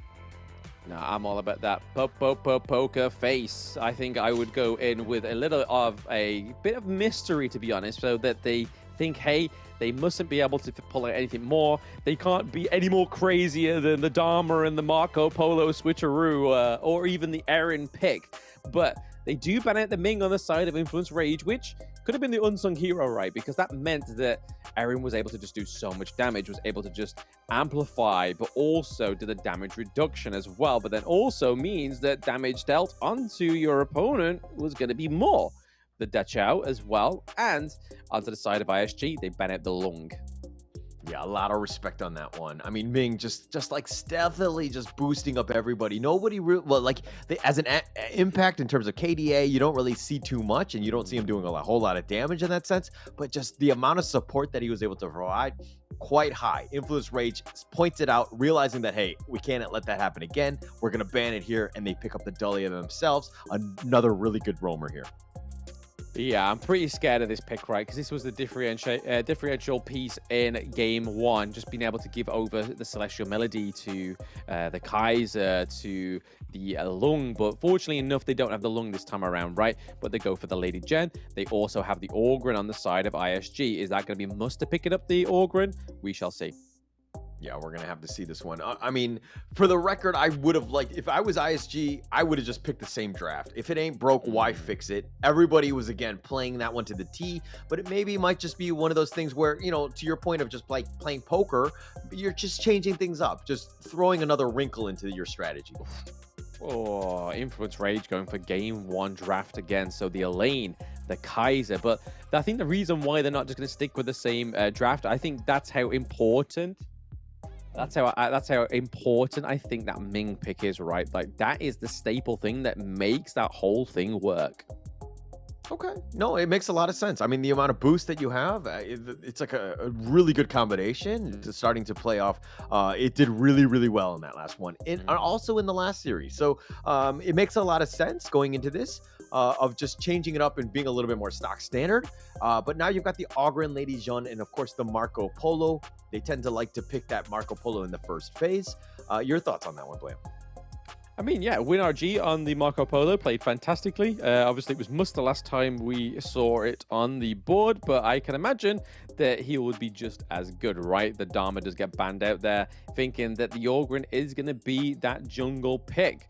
But I think I've got more sense that this is going to be Ogren in the Clash lane, right? Because we've already seen it already, that Must has picked up the Ogren once. It's just a little bit of a throw-off here. But the Garo and the Ho Yi is a good pick, right? Because if you get those double Blazing Sun arrows from the Ho Yi, that's just going to set up team fights in a very nice way for Influence Rage, but a terrible setup for ISG. But banning out the Mulan once more makes it think that that Ogren pick is going to be in the jungle. But hey, I think it's going to be in the Clash lane. Let's see if this pick's going to prove me wrong. Yeah, and I like the fact that Ogren can be flexible in that sense, right? It creates a little bit more chaos on the enemy team in terms of drafting, because it's like, oh, which way are they going to go? But I do want to mention the ISG ban of the Hao Yi. If he hits, I mean, with the Dahlia Celestial Melody, seeing 2 Burning Sun arrows, and that could just be an instant GG in somebody in the other lane, right? It could totally, like, exponentially increase the farm of those other lanes, because you just set up so much damage in the stuns in the other lanes. Yeah, it means that you got to keep one eye on your map, one eye on your buttons and your character, right? So it does take a lot of attention when you're playing the Ho Yi. And right now, going into game 3, I don't think Influence Rage could pull that off as per se because there's a lot of pressure going into this last game of the day. But they do pick up the Arlie again, so the Petroni on the Arlie, and then they go for the Princess Frost for some great zoning potential. So we could be seeing 2 seasons of winter rather than 1. The Motsu filling out this support role for the side of ISG. Great shot calling potential. The Cannon Blasts coming through as well. Great setup for even Marco Polo or Orgren to just latch in there. But we've seen it time and time again within these tournaments, right? The Motsu with the Lady Jen just being able to kind of place down those Cannon Blasts, but then also follow up with a really like terrifying destructive deluge. Yeah, I mean, it just sets it up. It's just a really nice combination there. But again, I'm not a huge fan of Princess Frost. I understand why heroes or why teams will pick it, but it's one of those things where it's either too defensive or, you know, you just get out of the winter is here. You just get out of that blizzard, so to speak, and then you just kind of look to reset more than anything else. But if you have somebody that's like up front, able to like lock people into place and just to have people group up, I get it. It stacks on top, you do so much damage. But in this draft, I'm kind of not really seeing somebody who's like gonna attract all that attention onto you.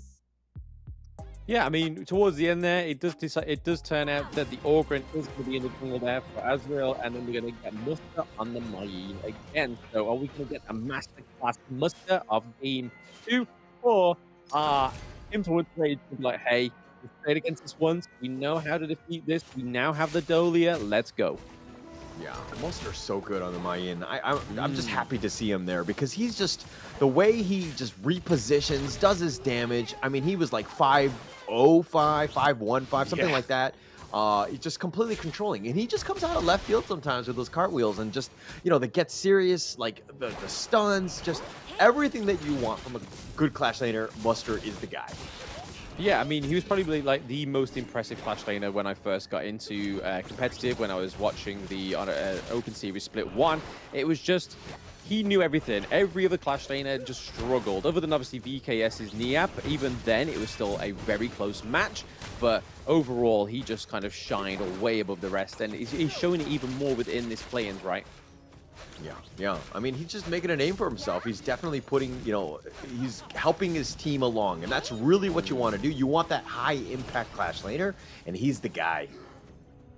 Yeah, it's kind of quite isolationist in the Clash lane, right? So you, most of the players that go into it expect just to be there and just stay there, but then there's like players like Muster that just, they know that they have way more in their caliber and way more responsibility to be had. But some of these Cannon Blasts that are coming through are really saving these engages otherwise here. 3v2 into the T1. A little bit of a strange play here for the side of Influence Rage. Okay, the knockup does come through.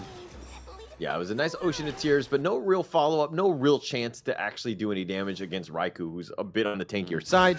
And he's just going to make his rotation. I mean, he's going to go in towards the top, maybe look to invade, if anything, but no, it looks like they're just going to look to push the mid here. Yeah, that time spent roaming around there for Raikou was a little bit of a detriment to himself because he was able to, he lost quite a bit of gold there. I mean, he's probably not nowhere near behind as he should be against Ezreal, but Ezreal has just been focusing, getting that farm up because he knows to beat Raikou, you have to be ahead of him. Yeah, you for sure. I mean, that's the biggest thing, right? And Raikou, you know, he played the Kaiser last game. He's going to play the Kaiser again this one.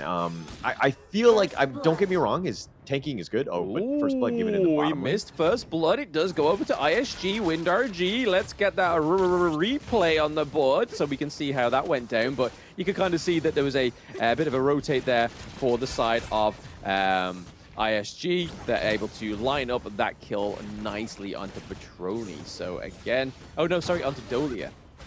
Yeah, and the Vilao. And Vilao, I mean, just got caught out. There was 4 members. They have a lot of damage. Vilao is just very squishy at this point. Obviously, like any roamer caster would at this point. So, I mean, unfortunately, you just tanked it, but you did give up First Blood. And now it's ISG kind of being aggressive here.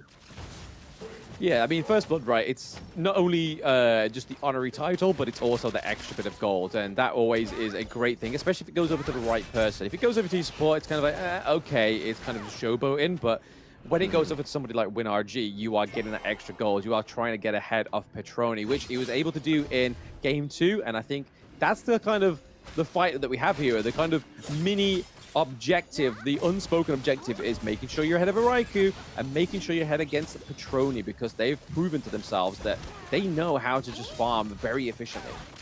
Yeah, but also I want to give credit where credit is due in the sense that like WinRJ is able to get farm as well. Like he's a guy that really has impressed me throughout the series. He's definitely made an impact. I mean, even on the Dharma, on like pick us a hero, he seems to be very well versed in it. He understands how to do it, and his positioning has been pretty good throughout the series. Oh, okay. Did we see the steal for the Azure Golem? Yes, we did. Raikou putting some respect on his name there. The Path of Passing does come through to try and save Ezreal out of there. Able to pick up that Honeydew as well, looking for a potential re-engage into the mid lane, but nothing to be committed just yet. It means that they did take the Azure Golem, though. However, that is quite a vital thing for a hero like Orgrim. Yeah, I mean, you're taking it away from him, and Israel's going to be kind of starving in that sense. It's a little bit more difficult for him to farm, and this is what Raikou wants to do. You want to be kind of, you know, invading the enemy jungle, taking away the buffs, super key, and now it looks like they're going to take the Tyrant here. Yeah, there was no rotation there from Raikou. He knew that it was pretty much already lost at that point. There was too much damage being put onto the Tyrant, and we do see that they are able to secure it for the side of ISG. Must have gone 1v1 here against Raikou, able to survive a little bit because of that HP regen for Mayin as well.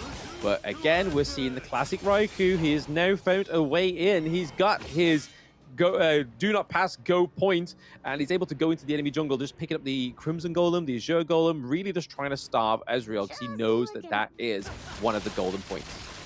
Yeah, I gotta slow him down just by taking away his buff. Oh, they're gonna go in? Okay, potentially going in here, but Petronia has to life step back out there. The Path of Passing does come through. A little bit too much rage on the side of Influence Rage for Orgrim to make anything out of that.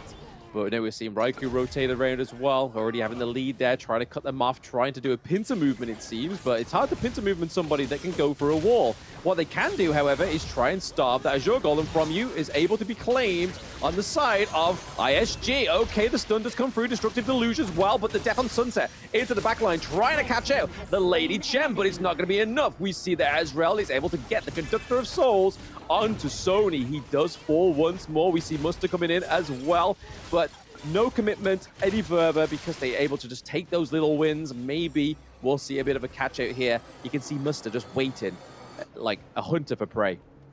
Yeah, it didn't look like Sony had the Celestial Melody from Villau, and he wasn't able to get out of there. He was going aggressive. I would assume, under the assumption that he would have a second Death at Sunset so he can get himself out of there. But unfortunately, not the case. He did get caught out way too far ahead. Probably just ran up way further than Villau was able to catch up with, right? So just not the greatest of positions, and Influence Rage down 0-2 because of that. I mean, in the heat of the battle, anything could happen, right? It could have been a misclick, it could have been a miscommunication, we don't know. It could have already been passed over to Kaiser for the Invincible Warrior, because we did see him procced it pretty early on within the team fight. Cannon Blast just trying to connect onto Raikou, just making sure they can keep him away from that Crimson Golem. It does go over to ISG, WinRG. So again, more damage going over to WinRG. They are just trying to make this this Marco Polo snowball. Yeah, but like any sort of ranked Honor of Kings game, you just blame the roamer, right? He's not in position. He's not in the right spot, right? So it's clearly Vilau's fault, right? I'm just kidding. Oh yeah, all the time, all the time. You got my support there. Why did you back out? But there we go. The Fever Barrage comes through. Someone's not backing out, and it is WinRG picking up another kill onto Sony. Sony not having the best performances after that Zhong Yu pick, right? It's all been seen a little bit downhill. The Hegemon Slash not quite coming through for that in the last game. They do steal the Azure Golem, however. That is a crucial crowd control of 3 thanks to the Scepter of Souls. But not even done yet. Kaiser goes down. A double kill going over to Ezreal. And another one.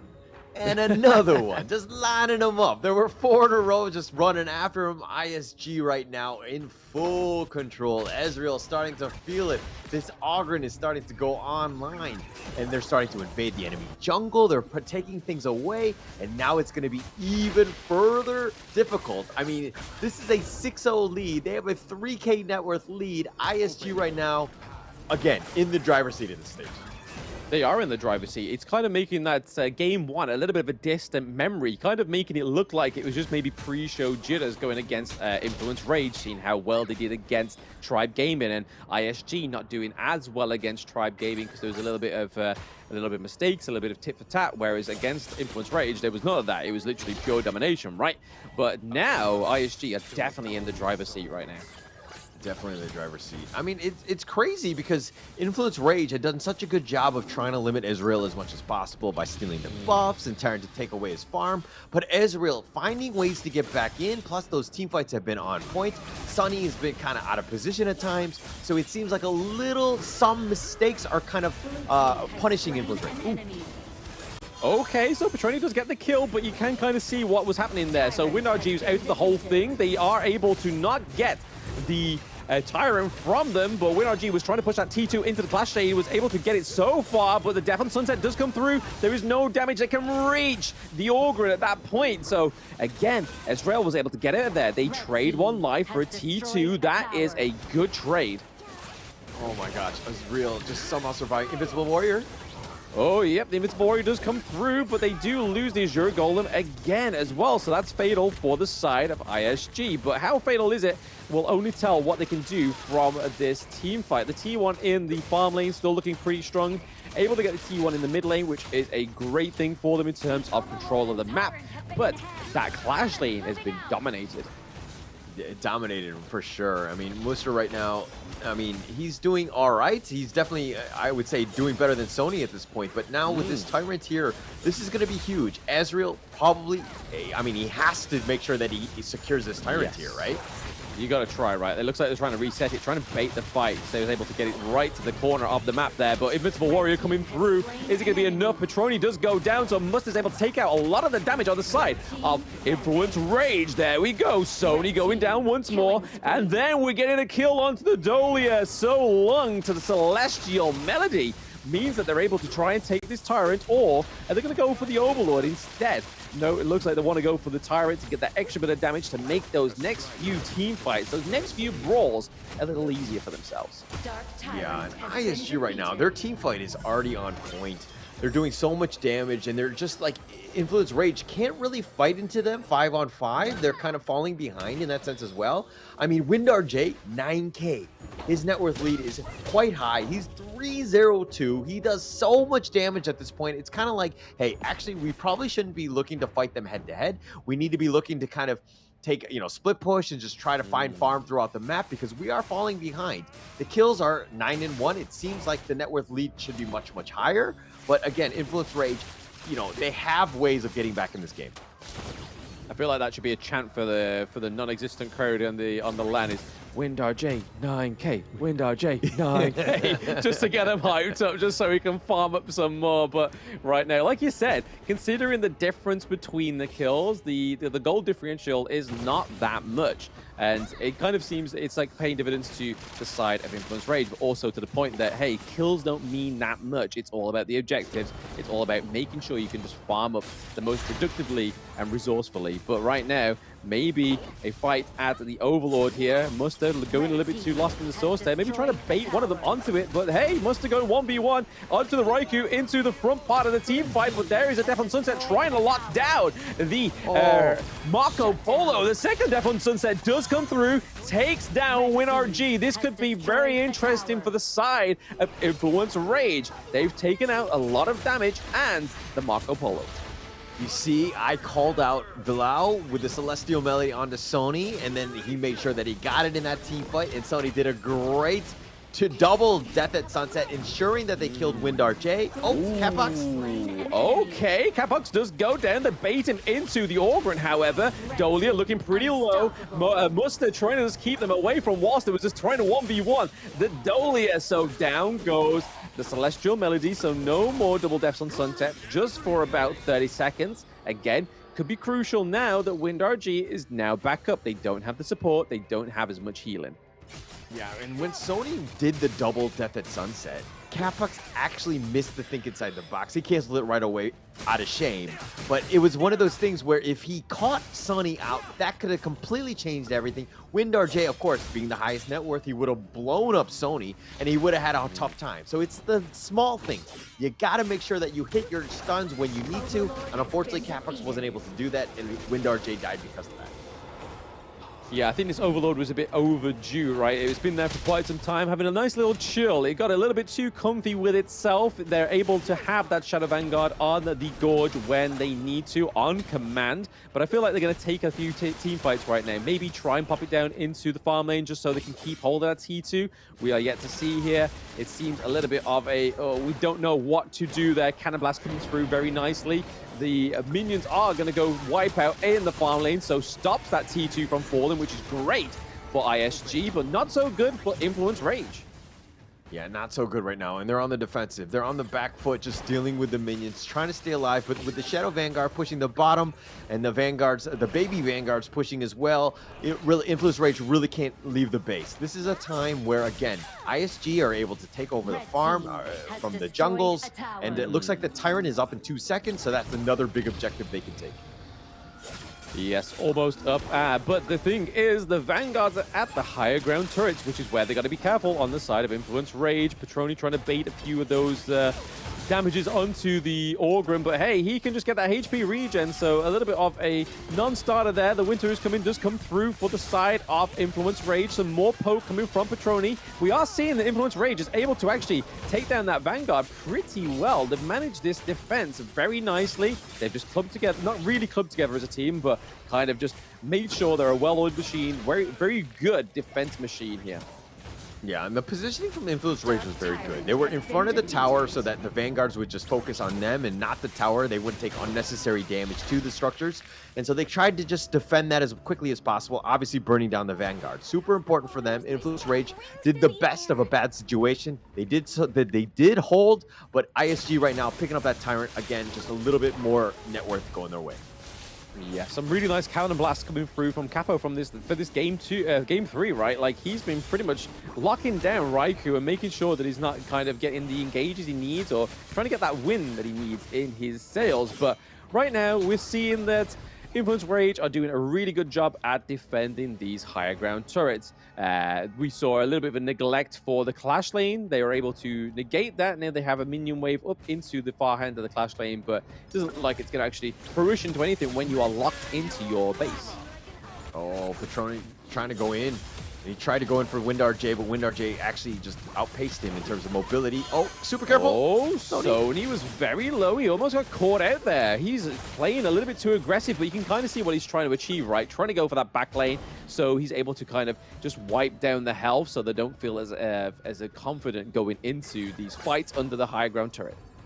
Yeah, and Windar J, he's the golden boy, right? He's the #1 target that Influence Rage need to be going at. But going in, okay, think inside the box meets the Invincible Warrior. So does a Death on Sunset as well. We have Orgrit lost into the thick of it, doing quite a lot of damage. We already haven't seen the Spectre of Souls just drop just yet. We do see the Cannon Blast linking onto the Prince of Frost as well. That high ground turret is definitely taking a little bit more of a beating than I think Influence Rage would like right now, because all it takes is just another one of those little tit for tats. Go over to the side of ISG, and they could be opening up that higher ground turret, which means it's going to be harder for the comeback in that mid lane. But right now, the Overlord is up for takings. yeah, I mean, they know. Influence Rage definitely know that the Overlord is going to be taken here. I think they're happy to just take their own jungle back, at least for now. Just push things out. The waves are not an issue, but it's a situation where, you know, again, ISG pushing them out. That net worth lead is slowly growing, but it's still not, you know, I mean, Influence Rage could still come back though, so there, you know, there is that potential. Oh, yes, we are in a very aggressive win RG because he has that Sage's Sanctuary as well now. So second win for himself. You may as well play to your strengths. Knowing you have that equipment, you may as well do it. The extra health does come through onto the lane there as well. I believe it was the Twilight Armor. But now we do have a second wave of the Shadow Vanguard. Influence Rage going to be able to do everything in their power to keep these higher ground turrets alive. Only time will tell, Hola. Yeah, only time will tell, but that Shadow Vanguard makes his way into the bottom lane. ISG right now looking to push the top and the mid to put pressure there. The Shadow Vanguard will eventually join, and maybe they can make a concentrated attack, just picking it off. But right now, Death and Sunset. Yep, Death and Sunset straight back onto a unfevered barrage as well. A lot of damage coming onto the lane. Another Death and Sunset just to get out of there as well. So again, another blessing for the Celestial Melody, because that would not take place if there was no Dolia. But again, Muster getting straight into the thick of it. He does fall. The Conductor of Souls does drop, but Raikou is just taking so much damage, even sitting on top of a Destructive Deluge. Yeah, there was the winner is here that was doing a lot of damage, and Israel actually had to back off on that one. But that was a nice little pick off. They found Muster, which is a huge win for them. This gives them a little bit of breathing room. The Vanguard on the top is going to be taken care of right now. ISG have backed up. They realized that, hey, we actually can't fight with Muster. We need to take things a little bit slow. That's going to buy things time. But the Tempest Dragon looking to be up in about 1 minute. That's going to be a huge one. Absolutely huge. But right now, I have to give props over to Influence Rage, right? Being able to keep that base alive. Look at how low their high ground turrets are right now. The Splendor just being built by Princess Frost, so we can see some bait mechanics come through. There may be a contest here for the Shadow Tyrant, but no, Raikou right into the front lines with the Invincible Warrior as well. Also, Petroni doing a lot of damage, able to use the step out to get back into safety.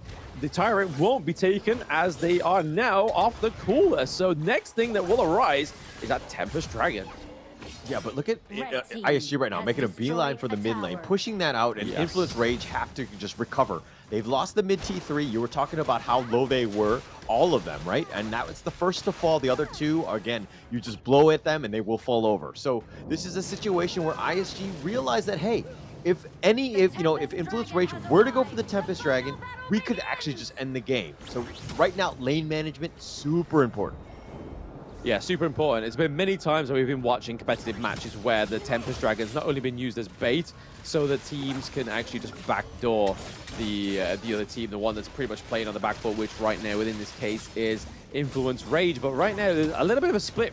You can kind of see a lane sitting towards the backside of the whole team fight, waiting for his right moment to strike. Saber's Princess Frost trying to lay there in those frigid prisons, just trying to catch out the Marco Polo. He has the Sage's Sanctuary. They can't kind of try and force that out just yet. We do see the lane go straight into the back line there, just trying to do a lot of damage. We do see the second Celestial Melody come through as well. There is the second Death on Sunset, renewing a second Sunset for the side of Influence Rage. Ezreal looked pretty low thanks to that nuclear winter from Princess Frost, but it is Muster getting the kill onto Petroni. That is a lot of damage already taken onto the side of Influence Rage, and it's kind of forcing Sony back to their base, forcing Cozy back to the base, because this is their last bastion of keeping this game 3 alive. But it looks like it's going to be ISG that take this victory right now, Hauler. Yeah, Raikou was going in. Petroni, once he got picked off, Sony and Cozy were out of there, and Raikou and Villau were still kind of in harm's way. They fell down because of that. And the rest of the team were not on the same page or doing the same thing, but it's one last hurrah, one last Death at Sunset.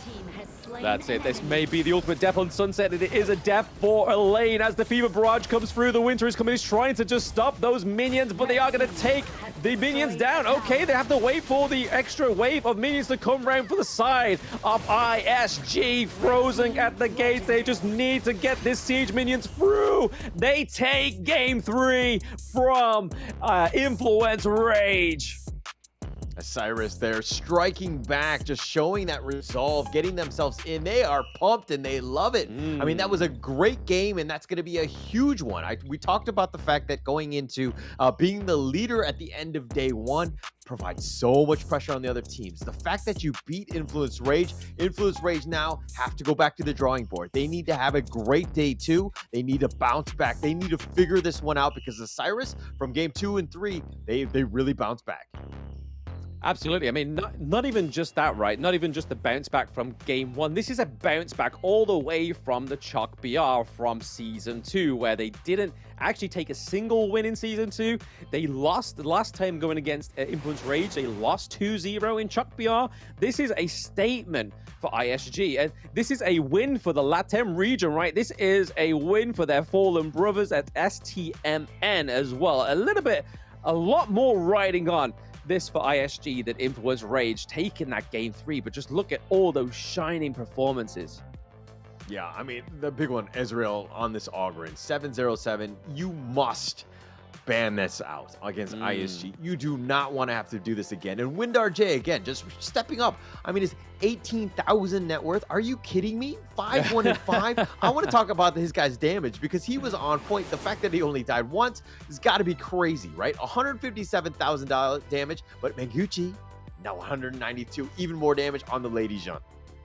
Hey, if you need an investor, I think you should just call WinRG, right? I mean, like you said there, Hauler, the fact that he can amass that much resources in such a short time means that he has definitely a multiple skill set rather than just being quite great in that farm lane. But hey, what a fantastic game to roll out the day 1, right? That was just a huge comeback for ISG. What looked like a very shaky first game. Yes, it was very even. They were able to turn around game 2, able to turn around game 3. And here's some of the highlights on how this game 3 took place. Yeah, and I mean, if we're going to watch the replay here, it looked like ISG were in, like, full control, right? They were just kind of dominating. I mean, Influence Rage did a great job of just kind of limiting the jungle, but Ezreal, it doesn't really matter. He's going to find his farm. He's going to be able to do this. And their team fight from ISG was just far superior. They were able to get the kills. And even when it got towards the end and it was kind of dicey at the Tempest Dragon, actually Influence Rage would have had a rough time trying to end the game because the mid T1 was still standing from ISG even at the end. Yeah, I mean, that's a solid, strong point going into that late game, right? Is knowing that your T1 still standing in that mid lane. That's a statement. That's a statement piece if I've ever heard one in Honor of Kings. Like, hey, you can try and take us in a team fight, but you've got to get through 3 waves of slow minions to get to our crystal. But what a fantastic best of 3, right? Honestly, so much entertainment, so much clutch plays, but muster on this Mayeen, Windar G on the Aaron, on the Marco Polo as well has just been huge. Like, I don't know who to give the MVP over to, but the producers do, and it goes over to Megenchi, only taking 0 kills, but 2 deaths, 12 assists, but almost 200k damage. What the heck is this guy eating or drinking? Yeah, absolutely crazy. Just getting to this level, right? The fact that it's 20 minutes, and plus, I mean, he's got the stylish mustache, right? So of course he's going to be a little bit favored in terms of being the MVP, but no, he's well deserved. The damage was on point. He was just forcing it out, and of course, here are the standings after day 1. It's going to be ISG in first place, Influence Rage in second, and of course, Tribal Gaming is going to be in third. Yeah, so you can already see that this is a huge thing for ISG, right? Again, like I said, Season 2 wasn't the greatest performance. Chuck BR, they lost the Influence Rage, and now they are here going into play-ins day 2, where their first game is against Tribe Gaming. And then that's the standings for today. I got a little bit more doolally there. I was like, hang on, we're going to see this matchup again? But no, there is the standings for today. Getting a little bit ahead of myself. Yeah, and this is actually going to be the schedule for tomorrow. Tribe Gaming going up against Influence Rage to kind of start. And of course, ISG, Isurus Gaming going up against Influence Rage. In that second one, Isurus Gaming going up against Tribe Gaming. There's going to be a lot, but I think that second one, let's kickstart that one a little bit, because I think that one's going to go, of course, the distance with a best of 3. I think that Influence Rage are going to want to fight back on that one. I mean, yeah, it's the rematch of day 1, right? So in the middle of it all, the day 1 rematch is going to take place. Have a fantastic night.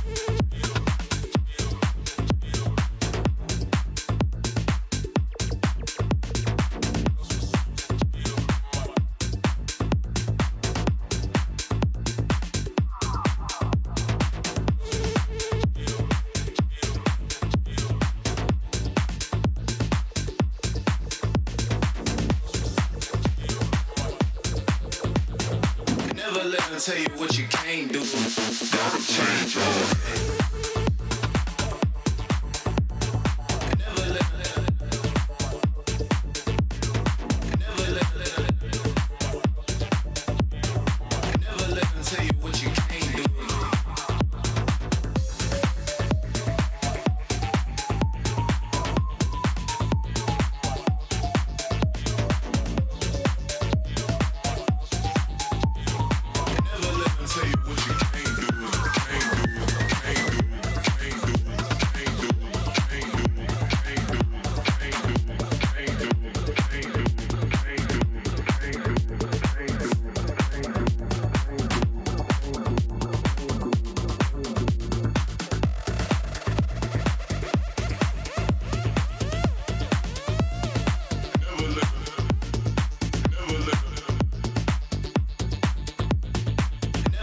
tell you what you can't do. Gotta change all